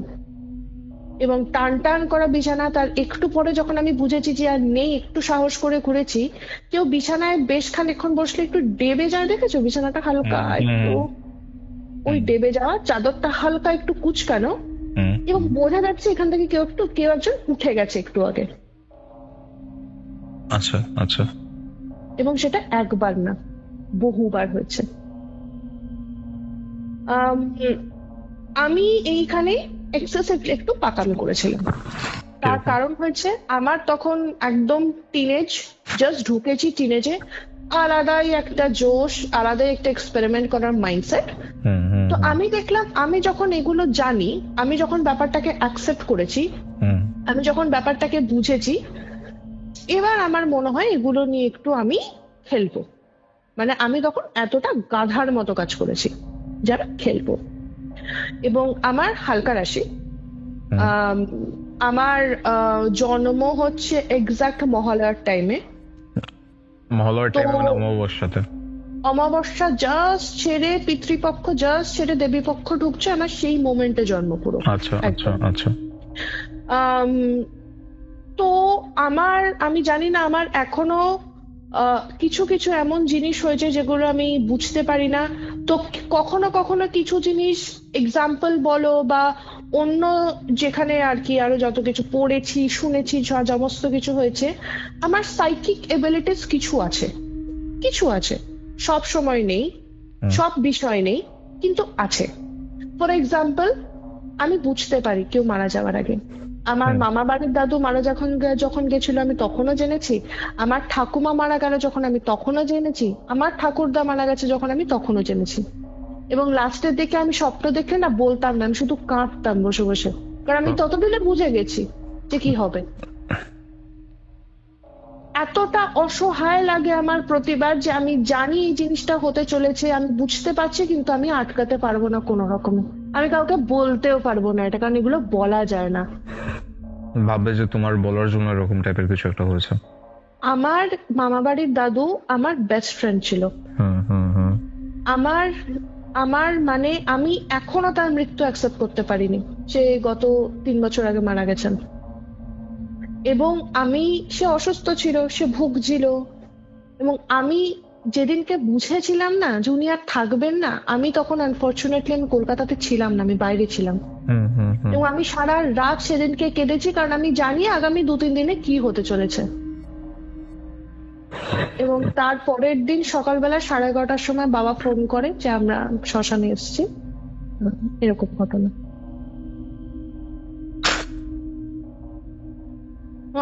আমি জাস্ট মানে একটা অ্যাংজাইটি পেশেন্ট, একটা প্যানিক অ্যাটাক হলে একটা মানুষ যেরকম চিৎকার করে কাঁদে, আমার এই মোমেন্ট গুলোতে ওরকম করে আমার ছটফট অবস্থা হয়ে যায়। কারণ আমি জানি, আমি বুঝতে পারছি আমার কি হবে, কিন্তু আমি জাস্ট সো হেল্পলেস। এটা একটা খুব প্যাথেটিক একটা জিনিস যে আমার কন্ট্রোলে কিছু নেই, কিন্তু আমি জানতে পারছি। কি অদ্ভুত। তো কাট্টু পুরোনো দিন আমার এক্সপেরিমেন্ট করার সুবিধা হলো, এবং আমি তখন মোটামুটি একটু বুঝে গেছি যে হ্যাঁ, এগুলো আমি জানি, আমি একটু বড় শের টাইপের আমি আছি, আমার কিচ্ছু হবে না। তো আমি একা একা অন্ধকারে ছাদে চলে গেছি। আমি আমার মতো করে ইনভাইট করেছি। মানে আমি আমার মতো করে আমার কাকিমাকে ইনভাইট করতাম যে কাম্মা এসো। আমি এতটাই ছাগলের মতো কাজ করেছিলাম। এখন ব্যাপারটা বলো একটু। আমি ছাদে আছি, আমি ইচ্ছা করে যেতাম। আমার খুব মানে ভয়, অ্যাডভেঞ্চার সব মিক্সড একটা ফিলিং হচ্ছে আমার, কিন্তু আমি ছাদে গেছি, আমি বুঝতে পারছি, আমি স্টেপ শুনতে পাচ্ছি, আমি তাকে ডাকছি কাম্মা এসো। আমি আমি আমি কাম্মাকে খুব ভালোবাসতাম, কাম্মাও আমাকে খুব ভালোবাসতো, এবং সুতরাং মৃত্যুর পরে আর কেউ বাড়ির কিছু বোঝেনি, আমি একা ছাড়া। কারণ তুমি নিজে ইনভাইট করছো ব্যাপারটাকে। আমি প্রথমে তাকে ইনভাইট করিনি, কিন্তু আমি জেনে বোঝার পরে আমি তাকে ডেকেছি। আমি কোনোদিন কিচ্ছু দেখিনি কৌস্তভ, কিন্তু আমি যতটুকু যা শুনেছি, আমি যতটা যা বুঝেছি, সেটা হয়তো দেখারই সমান। আমার সব থেকে বড় ভুল ছিল, আমি ভুলে গেছিলাম যে আমরা যদি কাউকে ডাকি, ডাজন্ট ম্যাটার সে একাই আসবে, যখন সেটা একদমই তাই, স্পেশালি যখন অন্য ডাইমেনশন থেকে আমি ডাকছি। এবং এই ভুলটার জন্য আমার মারাত্মক অসুবিধা হয়ে গেছিল। আমার শরীর খারাপ হওয়া শুরু করলো, জ্বর, বমি, পড়ে যাচ্ছি, মাথা ঘুরে যাচ্ছে, পড়ে গিয়ে নাক ফেটে যাচ্ছে, বহুবার হয়েছে এরকম। আর সব থেকে কষ্টকর তখন ব্যাপারটা হচ্ছে, আমি বুঝতে পারছি আমার চারপাশে শুধু আমার কাকিমা নয়, আরো কিছু জিনিস আছে যাদের ফুটস্টেপ গুলো তোমার অচেনা, যাদের শুধু ফুটস্টেপ না কৌস্তভ, তুমি এই ঘরে আছো, তোমার পাশের ঘরে কেউ আস্তে করে কথা বলছে, 3-4 জন ধরো, তুমি কিন্তু এই ঘরে বসে বেসিক একটা বাজিং সাউন্ড পাবে। আমি সেই বাজিং সাউন্ড কনস্ট্যান্ট পেয়েছি 1.5 বছর। মানে মনে হচ্ছে যে কেউ কথা বলছে বা কিছু।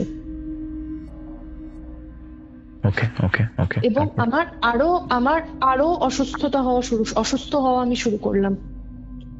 বিছানায় পড়ে গেছিলাম পুরো রীতিমতো। আমি 1-1.5 সপ্তাহ পাগল হয়ে গেছিলাম, মানে পাগলের মতো আমার অবস্থা হয়ে গেছিল। আমি যা খাচ্ছি আমার বমি হচ্ছে, আমি জল খাচ্ছি আমার বমি হচ্ছে, আমি মুড়ি খাচ্ছি আমার বমি হচ্ছে। ডাক্তার দেখে বললে এবার স্যালাইন চালাতে হবে, কিছু করার নেই। আমি হসপিটালাইজড হলাম, স্যালাইন খেলাম। ইতিমধ্যে মার সঙ্গে একজনের যোগাযোগ হয়েছিল, যিনি তান্ত্রিক, তিনিও কামাখ্যা সিদ্ধিত তান্ত্রিক, এবং আমি আজকে বেঁচে আছি কৌস্তভ তার জন্য। আচ্ছা, না হলে আমি 2016-তে মরে যেতাম। এই যে ব্যাপারটা, ঠিক আছে, হুম। তুমি বলেছো ইনভাইট করা এই সেই ব্যাপার 2008 থেকে আবার শুরু হয়, তো এটা তোমার সাথে কন্টিনিউয়াসলি কতদিন চলেছে 2016 অবধি? 2008 থেকে আমি তাকে ইনভাইট করিনি। তাকে আচ্ছা। আমি ইনভাইট দেওয়া শুরু করেছি ধরো সেটা 2010-11। আচ্ছা আচ্ছা 2010-11, না সরি 2012, কারণ আমার সেই বছরই ইয়ে ছিল, আইএসসি ছিল। আচ্ছা আচ্ছা তো 2012 ততদিন মোটামুটি আমি আরো পড়াশোনা করেছি, আমি আরো ঘেঁটেছি, এই করেছি তাই করেছি হ্যান করেছি, ততদিনে আমি একট্টা করেছি যে না এবার আমি একটা বোকার মতো এক্সপিডিশনে নামবো, আচ্ছা। এবং সেটা আমি করেছি। 2008 এর পর থেকে তুমি ফুড স্টেপ পাওয়া এগুলো মোটামুটি শুরু করেছো, কাম্মার মানে তোমার কাকিমা? হ্যাঁ, আমার কাম্মান আমি তখন শুরু করে, মানে আমার কাছে সেটা তখন ন্যাচারাল। আমার বাড়িতে আমার যেরকম মা হাঁটতো, হুম। আমি জানি আমার সেরকম কাম্মা হাঁটছে।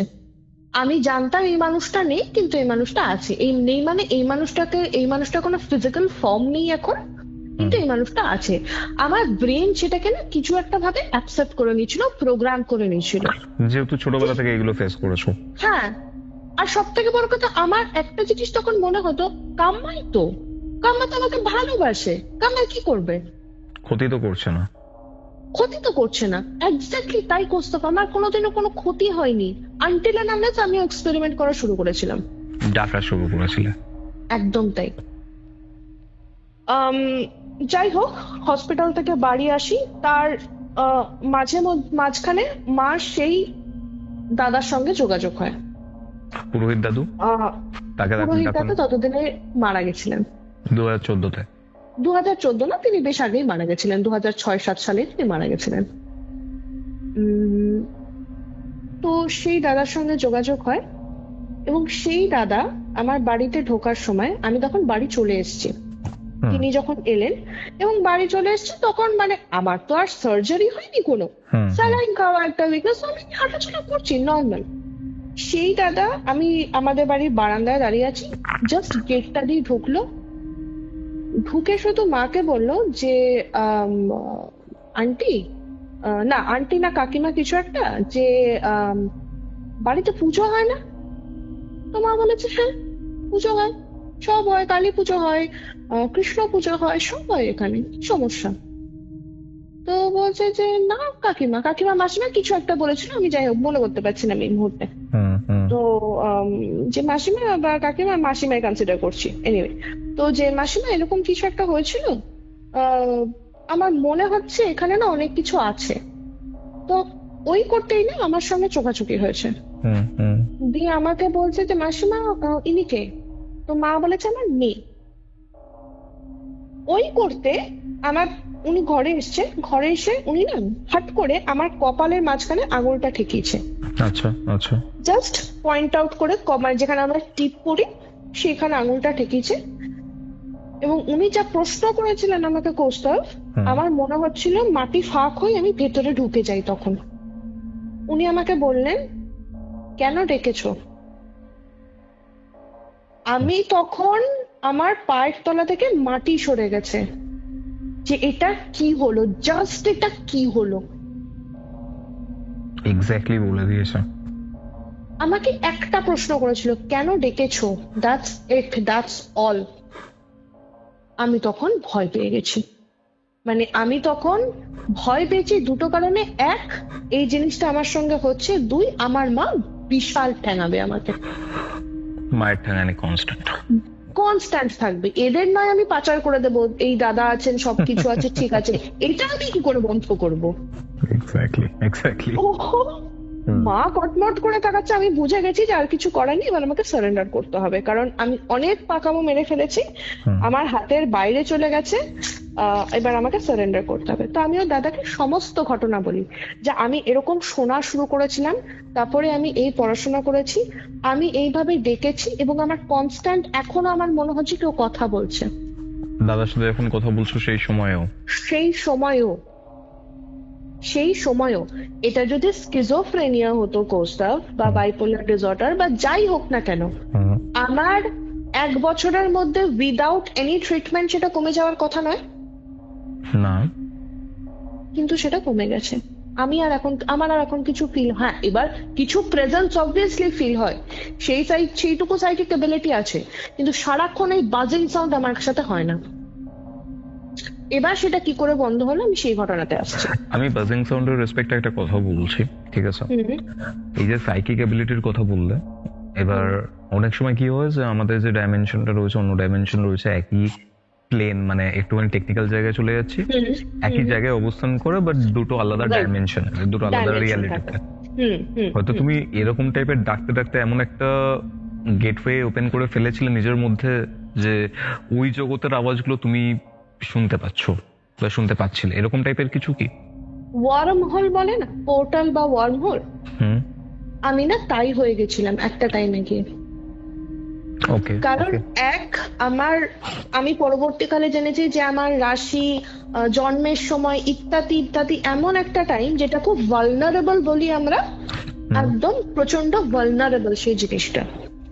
এবং সেই জন্যই আমি দেখেছি আমার ওইটুকু বয়সে উইদাউট এনি স্পিরিচুয়াল এক্সপিরিয়েন্স জিনিসটা ক্লিক করে গেছে। তো ওনাকে আমি সমস্ত জিনিসটা জানাই। একটু বকাবকি করেছেন, মা তো সঙ্গে সঙ্গে শুরু হয়ে গেছে। তো এবার তারপরে উনি বললেন যে কি কি সমস্যা হয়েছে। তো আমি বলেছি যে আমার যতবার আমি অসুস্থ হয়েছি আমার ততবার মনে হয়েছে আমার কানের সামনে কেউ হাসছে। আমরা একটা ব্যঙ্গ করা হাসি বলি না, যে দেখ কি হয়ে গেল, এরম টাইপের একটা।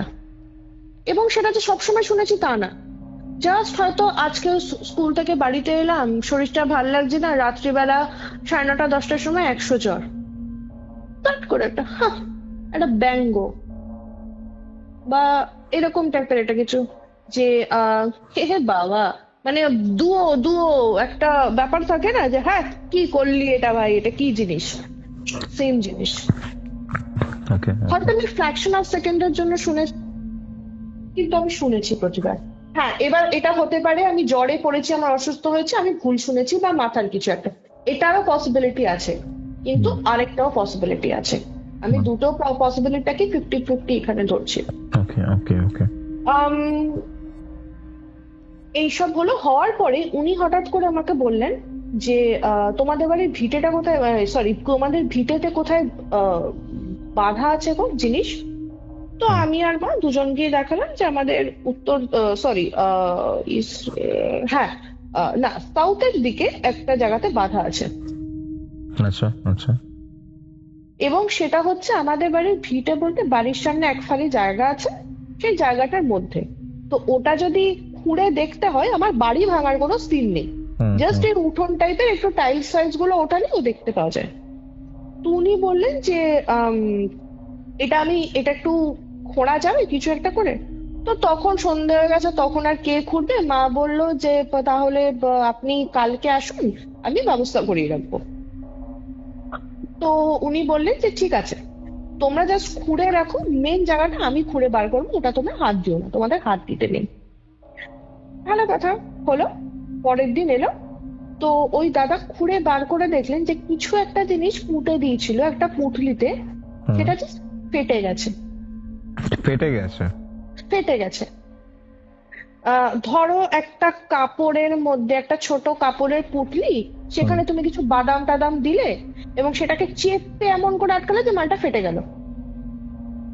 সেম জিনিস ফেটে গেছে, এবং ওর মধ্যে ছাই জাতীয় কিছু ছিল যেটা পুরো ছড়িয়ে গেছে, কিছু কিন্তু ভিজে যায়নি কোথাও।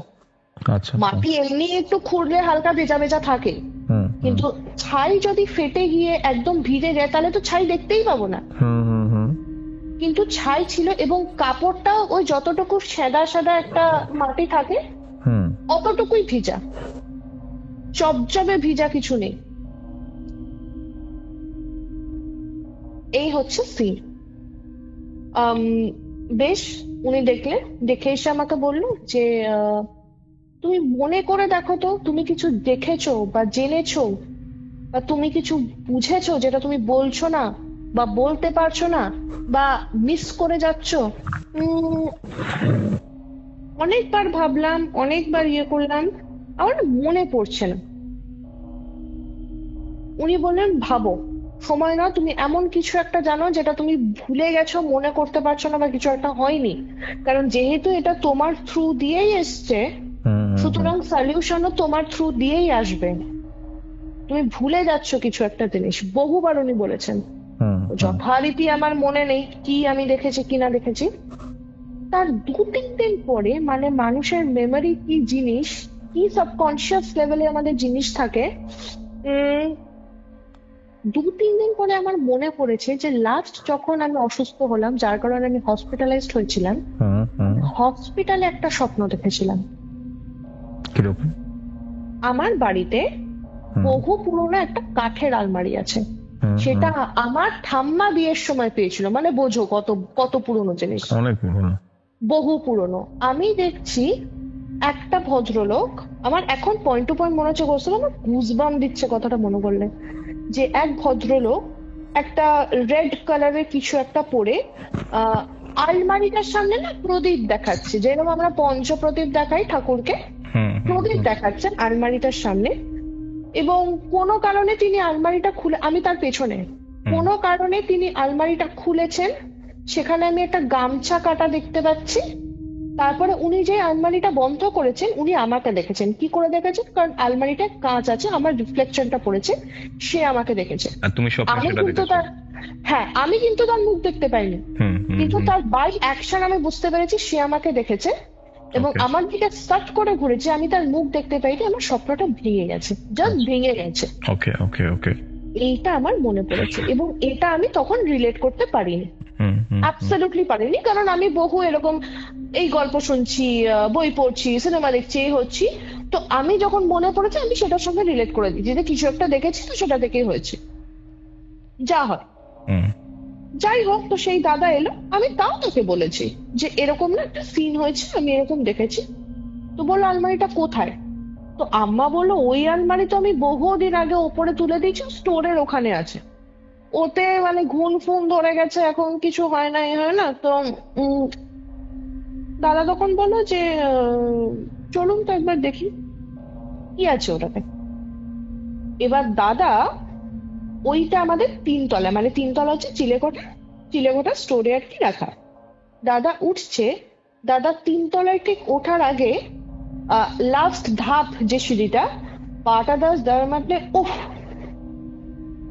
জাস্ট একটা আওয়াজ উফ। আচ্ছা। এবং উনি সঙ্গে সঙ্গে আমাদেরকে বললেন কেউ উঠবেন না, দাঁড়া। উনি পকেট থেকে কিছু একটা শিশিতে, সম্ভবত ওটা গঙ্গা জলে ছিল বা কিছু একটা মন্ত্রপুত জল, উনি পুরো মন্ত্র বলতে বলতে জল ছিটাতে ছিটাতে উপরে গেছেন। আচ্ছা। আমরা তখনও নিচে দাঁড়িয়ে। দরজা খুলেছে, কাঠের আলমারি খুলেছে, খুলে সামহাউ পুরো ঘরে জলটা ছিটিয়েছে, ছিটিয়ে আমাদের ডেকেছে যে আপনারা উপরে আসুন, দেখুন এখানে কি পাওয়া গেছে। তার আগে অব্দি আমি তন্ত্রবিদ্যা পড়েছি, গল্প শুনেছি, সিনেমা দেখেছি, অকাল্ট রিলেটেড জিনিস অনেক শুনেছি, কিন্তু কৌস্তভ যখন নিজে চোখে দেখা হয় না কিছু জিনিস, সমস্ত কিছু তখন ফেল। তখন এক্সরসিস্টও ফেল, তখন এক্সরসিজম অফ এমিলি রোজও ফেল, তখন গ্রাজও ফেল, সব ফেল। তখন আলমারিটা খুললো, আমরা দেখলাম ঠিক যে গামছার টুকরোটা আমি দেখেছিলাম, ওই গামছার টুকরো, এবং তার নিচে একটা আংটি এবং একটা হাড়, ছোট একটা হাড়, সিঁদুর মাখা, কিন্তু একটা হাড়। আচ্ছা আচ্ছা আচ্ছা। এবং তারপরে আমার মা একটা অদ্ভুত কথা বলে। কি বলো? আংটিটা দেখে মা কেঁদে ফেলেছে। তো আমরা বলছি কাঁদছো কেন, এটা কার আংটি? আমরা কেউ জানি না, মার না, আম্মার না, আমি কোনোদিন আংটি টাংটি কিছু পরি না, কারণ না, বাবার না। মা বলছে এই আংটিটাই তো কেঁদে কেঁদে বলছিল যে দিদি ভাই আমার আংটি হারিয়ে গেছে, আমার আংটি হারিয়ে গেছে সার্জারির আগে। সেটা আমার কাকিমার আংটি। এবং ওই গামছার টুকরোটা থেকে যে মেন গামছার বাকি অংশটা ওই কাঠের আলমারিতেই অন্য জায়গায় গুঁজে থাকে পাওয়া গেছিল, এবং মা দেখে বলল ওটা আমার কাকিমার গামছা। আচ্ছা আচ্ছা আচ্ছা। সুতরাং আমার কাকিমার মৃত্যুটা একদমই ন্যাচারাল নয়। কেউ কি তন্ত্রক্রিয়া করে কোনোভাবে? হ্যাঁ হ্যাঁ। আচ্ছা, বলো ব্যাপারটা একটু। আম, তন্ত্রক্রিয়াটা যেইভাবে হয়েছে না, সেটা খুব মানে আমরা সবাই জানি কে করেছে, কোথা থেকে করেছে, কেন করেছে, কিন্তু আমরা কোনোদিন সেইটাকে নিয়ে কোনো চার্জই আনতে পারবো না বা তাকে প্রশ্নই করতে পারবো না। আচ্ছা আচ্ছা। আহ এই জিনিসটা করেছিল হচ্ছে আম, আমার কাকিমার বাড়ির সাইড থেকে। বাড়ির সাইড থেকে? হ্যাঁ বাপের বাড়ি? হ্যাঁ, সেটা আমার কাকিমার মাসিদের দিক থেকে। কেন? আম, যতটা আমাদেরকে সেই দাদা বলেছিল, ঘটনা বলেছিল যে উনি তারপরে পুজো আচ্চা করেন, উনি তারপরে বাড়ি বেঁধে দেন, আজ অব্দি কিছু ফিল হয়নি।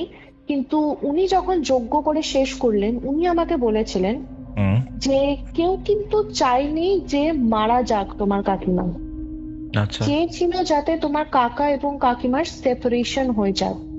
কিন্তু সব জিনিস তো সবসময় ক্লিক হয় না, কারণ আমার কাকিমার বিয়েটা তার বাপের বাড়ি থেকে কোনোদিন সেভাবে অ্যাকসেপ্ট করেনি, কারণ আমার কাকিমারা ব্রাহ্মণ ছিলেন, আমরা অব্রাহ্মণ। আচ্ছা আচ্ছা। তো আমাদের যতটা দাদা বলেছিল যে কেউ চেয়েছিল যাতে সেপারেট হয়ে যাক, হুম হুম কিন্তু হুম সবসময় তো সবভাবে জিনিস ক্লিক হয় না না। হুম কারণ কোথা থেকে কি হয়ে যাবে, কি কোন সময় কি কাজ করা হয়েছে, সময়টা তো একটা বিশাল বড় জিনিস। হুম হুম সব সময় এক থাকে না, হুম হুম। এবং সেই কারণেই মৃত্যু। এবং ওই কাঠের আলমারিটা আমরা তারপরে মানে আর কি বাইরে বার করে দিই, কারণ ওটা তো আর কিনবে না কেউ, হুম। বাইরে বার করে দিই। কিন্তু কৌস্তব, এত কিছু হওয়ার পরও আজও 6ই আগস্ট রাত 2:37 আমার ঘরের বাইরে ভেতরে পাখা চলুক, হাওয়া দিক না দিক, দরজা খুলে যায় দরজা খুলে যায় এখনো অবধি? এখনো অব্দি। মানে কাকিমার মৃত্যুর যে ডেটটা ছিল? অ্যান্ড যে টাইমে তিনি মারা গেছিলেন, সেটা আমি বাড়িতে থাকি, সেটা আমি দিল্লি থাকি, সেটা আমি মুম্বাই থাকি, সেটা আমি ব্যাঙ্গালোর থাকি, হয়েছে। আমি হোটেলে থেকেছি তখনও হয়েছে, আমি আমার ফ্ল্যাটে থেকেছি তখনও হয়েছে, আমি আমার বন্ধুর বাড়িতে থেকেছি তখনও হয়েছে। এই 6ই আগস্ট গেল সেই সময়ও হয়েছে? সেই সময়ও হয়েছে। আর কিন্তু কিচ্ছু হয় না, কোনো আওয়াজ নেই, কোনো শব্দ নেই, কিচ্ছু হয় না, জাস্ট দরজাটা খুলে যায়।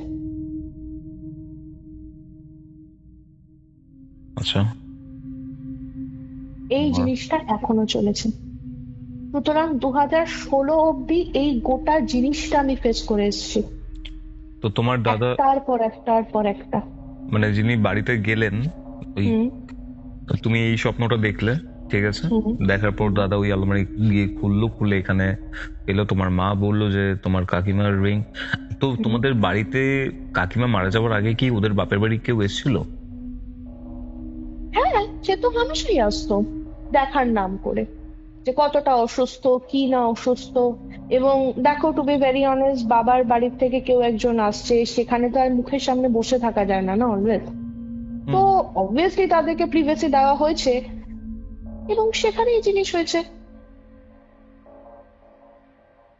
মানে একটা সেপারেশনের জন্য একটা মেয়েকে ওরা নিয়ে চলে গেল। নিজের বাড়ির মেয়ে, তার উপরে অনার কিলিং শুধু আমরা অন্যান্য স্টেটে দোষ দিই, এটাও কম কি? এটা তো কোনো অংশে কম না, মেরেই তো ফেললি সেই। তাও ভাবো কি যন্ত্রণা পেয়ে মারা গেছে।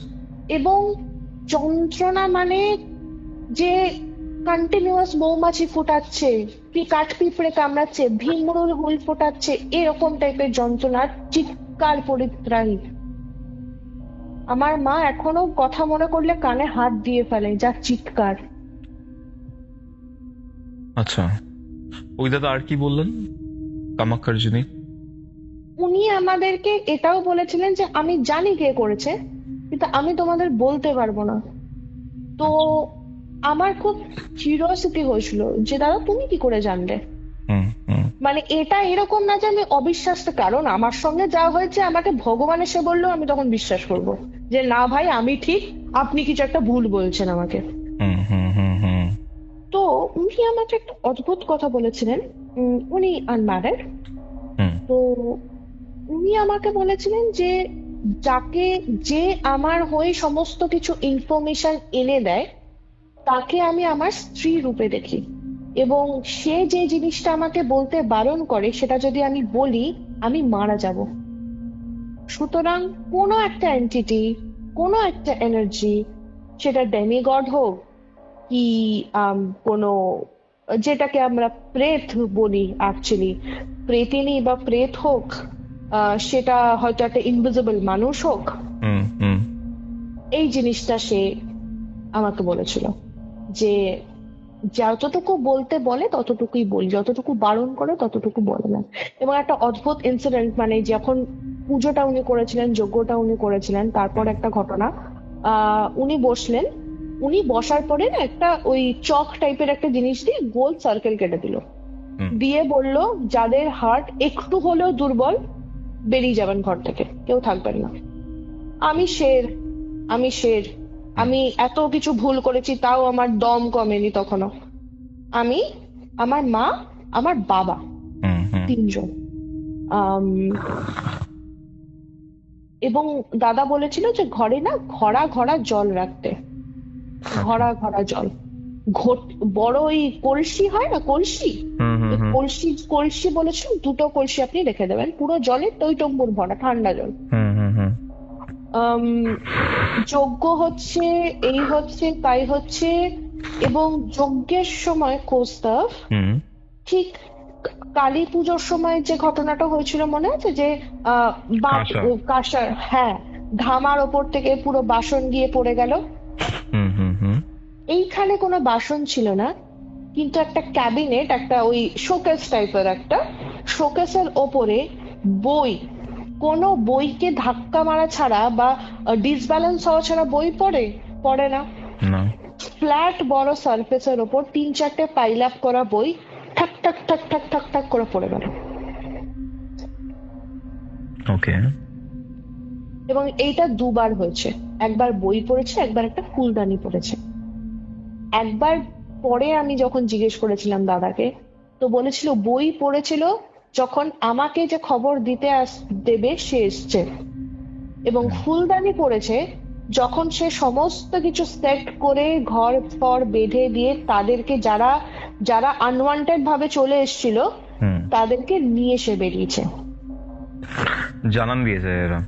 জানান দিয়ে যাওয়া কমপ্লিটলি যে আমি এসছি, আমার কাজ হয়ে গেছে, আমি এদেরকে নিয়ে বেরোচ্ছি এবার। এবং আমার বাড়ি এখনো বাঁধা। আমার বাড়িতে ফরচুনেটলি আর কোনো এরকম ঘটনা ঘটেনি, একটা ঘটনা ছাড়া, সেটা হচ্ছে 6ই আগস্ট রাত 2:37 একটা না একটা দরজা কমপ্লিটলি খুলে যায়। এবং সেই সময় কৌস্তব আমি ব্যাঙ্গালোরে আছি, আমি জানি কেন খুলছে, কিন্তু সেটাকে বন্ধ করার মতো সাহসটুকু আমার 5-10 মিনিট থাকে না, কারণ আমার মনে হয় আমি বাইরে গেলে সেই মানুষটাকে দেখবো যাকে আমি ভীষণ ভালোবাসতাম বা এখনো বাসি। মানে তুমি যেখানেই থাকো তোমার ঘরে একটা দরজা খুলবে, তাই তো? আমার ঘরে একটা দরজা খুলবে, সেটা আমার বাথরুমের দরজা হোক, সেটা আমার ড্রয়িং রুমের দরজা হোক, বারান্দার দরজা হোক, মেন দরজা হোক, খুলবে। একটা কথা বলো, তুমি বললে না যে তোমার সাথে কাকিমাকে ডাকতে তুমি, এন্ড হয়তো অন্য কোনো আনওয়ান্টেড এন্টিটিও হতে চলে এসলো, এন্ড সেগুলোই হয়তো তোমাকে ডিস্টার্ব করতো বা কিছু, বা তুমি অসুস্থ হয়ে পড়েছিলাম, কিরকম ফিল হতো ব্যাপারটা? তোমার মা তোমার গায়ে হাত দিলে না তুমি বুঝতে পারো এটা মা হাত দিচ্ছে, আননোন কেউ হাত দিলে তুমি বুঝতে পারবে না। অচেনা টাচটা, অচেনা টাচ, সেটা যে আমি অশ্লীল টাচ বলবো তা কিন্তু না, কিন্তু একটা কাঁধে হাত দেওয়া, তুমি বসে আছো, তোমার পায়ের পাতার ওপর একটা হাত পড়ছে, হুম হুম তুমি যাচ্ছ, তুমি একটা ফুটস্টেপ শুনছো যেটা অচেনা, ওকে ওকে ওকে ওকে এবং অনেক সময় সেটা একের অধিক।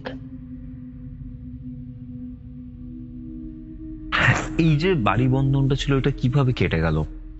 বাড়ি দাদা। বন্ধনটা কি করে কেটেছে আমরা জানি না, তবে আমাদের যেটা মনে হয় যে আহ বাড়িটার উঠোনটা ইনিশিয়ালি না মাটির ছিল, হুম, তারপরে টাইলস ফাইলস বসানো হয়েছে, কোনো কারণে নড়াচড়া হয়ে গেছে খোঁড়াখুড়ি করার সময়, প্রবাবলি তখনই কিছু একটা হবে। আর এই যে মানে দাদা বললেন না যে কাকিমাকে হুম হয়তো মারতে চাইনি, সেপারেট করতে চাইছিল, হুম হুম। সেটার জন্য হয়তো কোনো এন্টিটিকে হয়তো বা কোনো 100 বার, 100 বার। কারণ বলছে হুম যে তোমার ঘরে যে জিনিসগুলো পাওয়া গেছিল, ওই হাড়, গামছার টুকরো, আংটি, হুম সেই জিনিসগুলো যে এখানে রাখা হয়েছে না, রাখার পরে কাজ শুরু হয় না। হুম তোমার ঘরে লেটসে তুমি ঘরে একটা জিনিস একটা বিরিয়ানি এনে রাখলে, হুম সেটা তুমি এখন এনে রাখলে, ধরো তুমি রাত্রে খাবে, হুম দুপুরে এনে রাখলে রাত্রে খাবে, তোমার তো খাবারটা গরম করতে হবে। হুম হুম হুম হুম হুম এক্স্যাক্টলি। এক্স্যাক্টলি, একদম তাই। ওইটা কাজ করানোর জন্য কিছু একটা ক্যাটালিস্ট দরকার, হুম হুম এবং সেই ক্যাটালিস্টটা তো আমাদের মানুষের মতো কাজের হবে না, হুম হুম সেইখানে অন্য জিনিস চালান হয়ে যায়। প্রেত চালান করা হয়েছিল। একদমই তাই। যেহেতু বাড়ি বন্ধনটাও ভেঙে গেছিল, ওরা ইজিলি ঢুকে গেছে। হ্যাঁ, এবং যেহেতু আমি সব থেকে বেশি কানেক্টেড ছিলাম, আমি সব থেকে বেশি অসুস্থ হয়েছিলাম। আমি থিওরিটা এরকমও ভাবতে পারি যে যে প্রেত চালানটা করা হয়েছিল, ঠিক আছে, সে তো ওখান থেকে আর বেরিয়ে যায়নি, কারণ তোমরা ওই হাড় বলো বা যাই বলো, হুম। আংটি বলো, গামছার টুকরো বলো, এইগুলো তো তোমাদের বাড়িতেই ছিল, ঠিক আছে। এগুলো আমাদের বাড়িতেই ছিল। এবার কাকিমা যখন মারা যাওয়ার হুম পর অবভিয়াসলি মানে সবসময় যে তুমি হাত দিলে হাতে খুঁজলেই পেয়ে যাবে, ব্যাপারটা সেরকম টাইপেরও নয়, ঠিক একদমই আছে। না। এবার তো কোথাও লুকানো ছিল। কেসটা যেটা হচ্ছে, তুমি বললে না যে তুমি কাকিমাকে ডেকেছো, এবার হ্যাঁ, যেহেতু ওই যাদেরকে চালান করা হয়েছিল তারাও তো বাড়ির সারাউন্ডিং এ ছিল, বা সেও তো বাড়ির একদমই সারাউন্ডিং এ তাই। ছিল, হ্যাঁ, কাকিমাকে ডেকেছো, কাকিমার সাথে সাথে সেও তোমার ডাকে সাড়া দিয়ে দিয়েছে। এসছে, এসছে। এবার ব্যাপারটা হচ্ছে, এগুলো তো সেই ভ্যাম্পায়ারের গল্প পড়েছিলাম, মনে আছে যে ভ্যাম্পায়ারকে ইনভিটেশন না দিলে ভ্যাম্পায়ার আসে না। হ্যাঁ, ঘরের চৌকাট পার হতে পারে না। রাইট।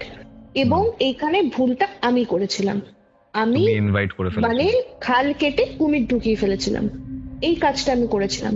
জানো তো, মানে আমি বলছি না ব্যাপারটা কোইন্সিডেন্স নাকি, তোমাদের বাড়ির বাস্তুতে আমার এক্সপিরিয়েন্স অনুযায়ী মনে হচ্ছে কিছু না কিছু দোষ আছেই। ছিল না। দোষ। ছিল না? হ্যাঁ, কিন্তু Okay. রেনোভেট করার পরে হুম। সেটা এখন কেটে গেছে। জিনিস রেনোভেট করা হয়েছিল। কেন বলছি, কারণ দেখো অম্বুবাচীর দিন তোমার বড় মাকে, মানে তোমার হুম। বড় ঠা- ঠাকুমা। বড় ঠাকুমাকে তার ছেলে নিয়ে যায়, পুরো বংশের ওপর অভিশাপ দেয়। এবার আমার মনে হয় যতই কাটুক, ঠিক আছে, একটা মায়ের অভিশাপ, তোমার ওই পুরোহিত দাদু হ্যাঁ। অনেক ক্রিয়াকলাপ করেছেন, হয়তো হুম হুম এফেক্ট তোমরা বুঝতে পারো না, প্রেজেন্সটা বুঝতে পারো না, শক্তিটা এই লেভেলে কমে গেছে, বাট কোনো না কোনো একটা ভাবে, ঠিক আছে, সে হয়তো এক্সিস্ট করবেই, কারণ অভিশাপ কখনো খণ্ডানো যায় না, যতই হ্যাঁ, যা হয়ে যাক। একদমই তাই। ফর দ্য ইটার্নিটি তোমাদের বংশে লাস্ট যতদিন থাকবে, যে একদম তাই। হবে, যতদিন শেষ না হয়ে যাচ্ছে, না হোক obviously, বংশের পর বংশ এই জিনিসটা থাকবে আমাদের। উনি প্রেজেন্স ফিল করতে পারুক না পারুক, বা তার দৃষ্টি তোমাদের বংশের ওপর থাকবেই।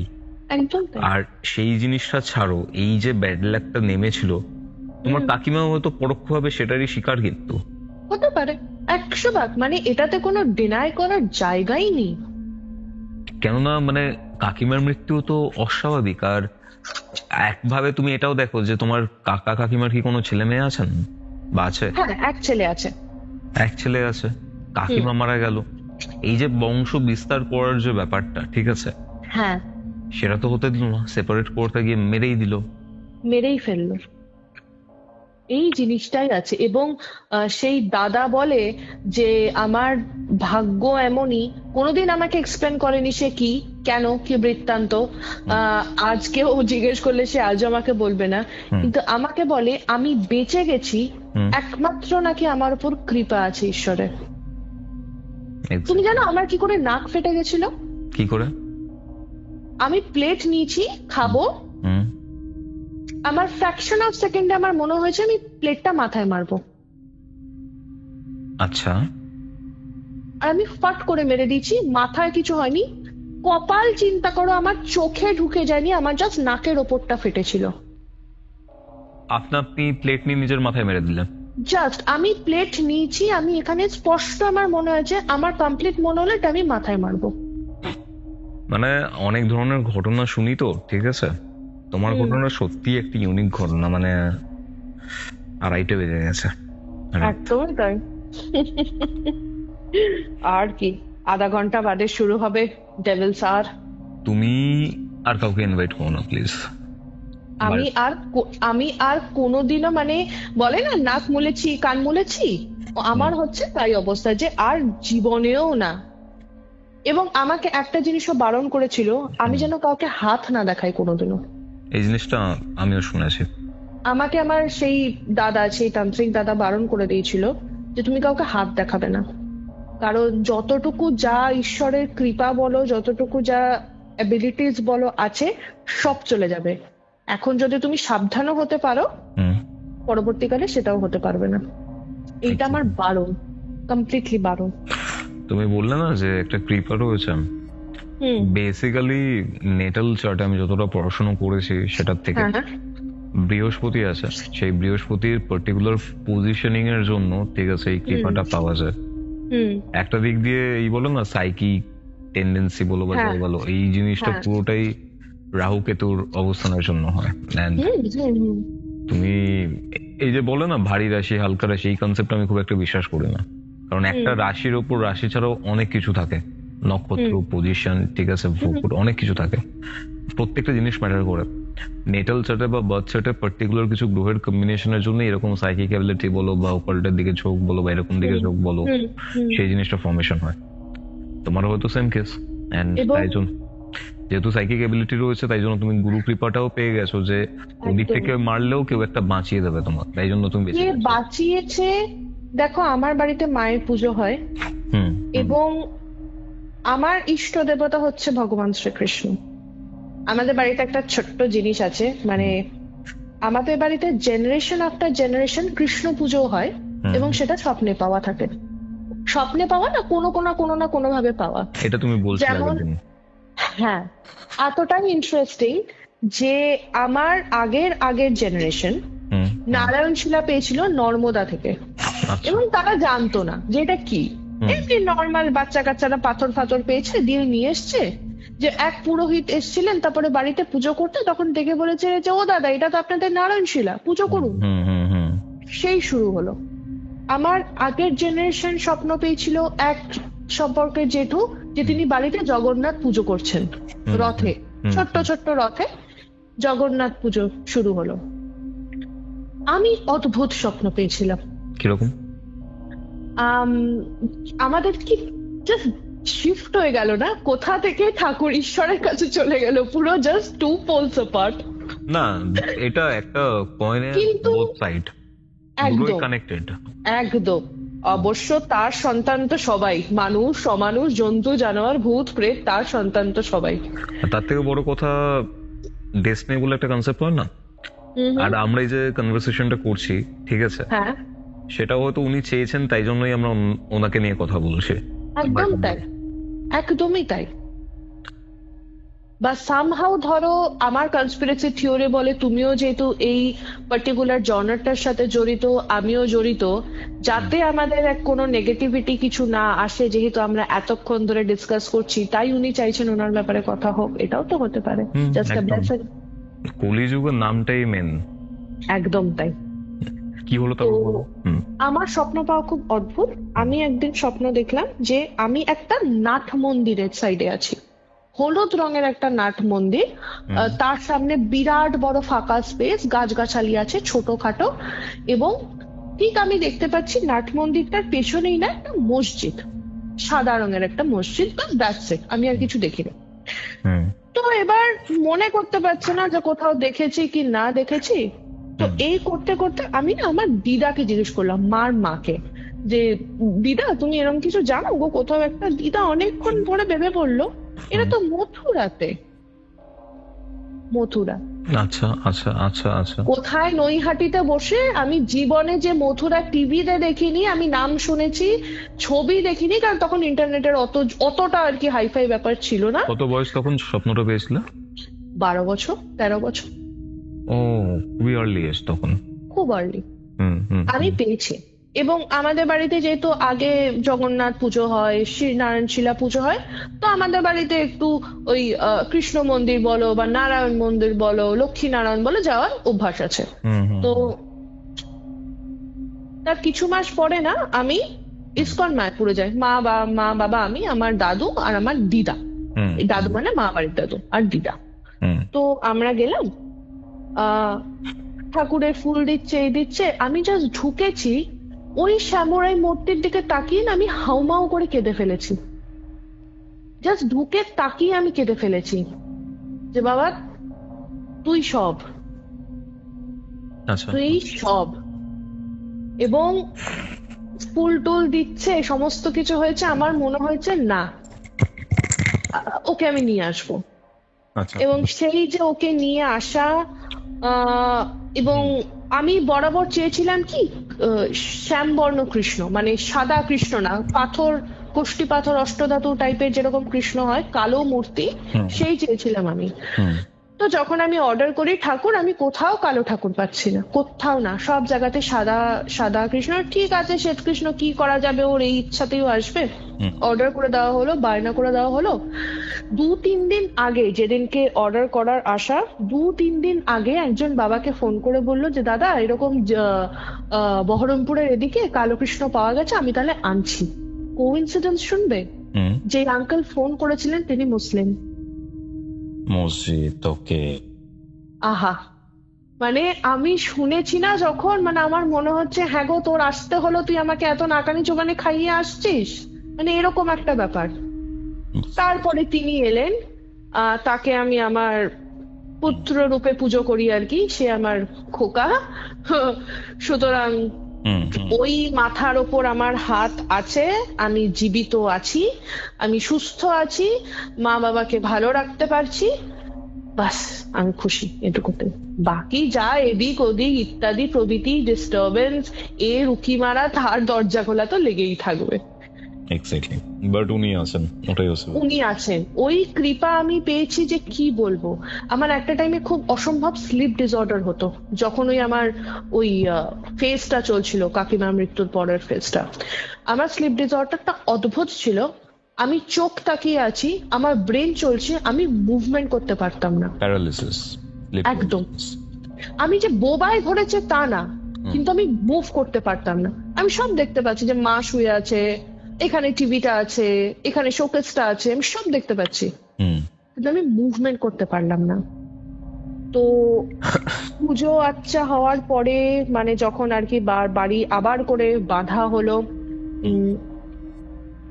সবকিছু হলো, আমি একদিন ঠাকুর ঘরে বসে খুব কেঁদেছি যে হ্যাঁ রে, আমার তো কষ্ট হয় এরকম করে। আমি জানি না কষ্টটা হয়তো আমার এতদিনের প্রবলেম হট করে সলভ হয়ে গেছে সায়েন্টিফিক্যালি, ডক্টর ওয়াইজ দেখতে গেলে তাই, কিন্তু তারপর থেকে আমার আজ অব্দি স্লিপ ডিসঅর্ডার হয়নি। আমি 2016 সালের কথা বলছি, এটা 2023, 7 বছর আমার আর কোনো দিন স্লিপ প্যারালিসিস হয়নি। স্লিপ ডিসঅর্ডার বলো, স্লিপ প্যারালিসিস বলো, আমার কোনোটা হয়নি। এটাই হচ্ছে চমৎকার, এটাই হচ্ছে চমৎকার, যে তোর মানে এটাই তো কর্মফল হয় না, যে তুই পাকামি করেছিলিস, তোর কর্মফল তুই ভোগ করলি, এখন তুই কষ্ট পাচ্ছিস, তোর যা পাপ করেছিস সেটা হয়তো কিছুটা হলে মুছেছে, আর কষ্ট পেতে হবে না। একটা ওয়ার্ড আছে না, কর্ম, ওটাই কর্ম, exactly. What goes around comes around, কথাতেই বলে। হ্যাঁ, এটা অ্যাকচুয়ালি হয়, কিন্তু এটা আমিও দেখেছি। আমি খুব জীবন দিয়ে বুঝেছি গো। আমি কোনোদিনও কিছু খারাপ করেছি, আমি বাঁশ খেয়েছি, আমি ভালো করেছি, আমার সাথে ভালো হচ্ছে। আর এটা খুব এভিডেন্ট, এটা খুব তাড়াতাড়িও হয়ে যায়, মানে অনেকের হয়তো হয় না, বাট আমার ক্ষেত্রেও দেখেছি আমার খুব তাড়াতাড়ি হয়েছে, খারাপের ফল খারাপ। Thank you Mohar, most welcome Kaustav এই প্ল্যাটফর্মটার জন্য। কারণ টু বি ভেরি অনেস্ট, এখন তো ম্যাক্সিমামই তোমার, মানে কিছু লোক আমার ওপর খুব রেগে যাবে এটা শুনে, সবাই তো অ্যাকচুয়ালি এখন ব্লগার, তো ওই বোরিং ব্লগ গুলোর মাঝখানে এইটা খুব রিফ্রেশিং লাগে। আমার হ্যাবিট বাই দ্য ওয়ে, আমি অফিসে ঢুকি, আমি কানে ইয়ারবাডটা দিই, আর বাস আমার কিউরিও ফাইট চলতে থাকে। খুব ভালো লাগলো কৌস্তব আজকে কথা বলে, আমি বহুদিন পর মন খুলে এত সুন্দর করে শেয়ার করতে পারলাম কথাবার্তা। খুব খুব খুব মানে একটা লাইট ফিল বলে না, যেটা এক্স্যাক্টলি একটা ভীষণ ভালো ফিল হচ্ছে। এটাই ছিল আজকের এপিসোড। আমরা 2024-এর খুবই কাছাকাছি এসে উপনীত হয়েছি। তো আজকের এই স্পেশাল হরর পডকাস্ট আপনাদের কেমন লাগলো সেটা কমেন্ট করে জানান।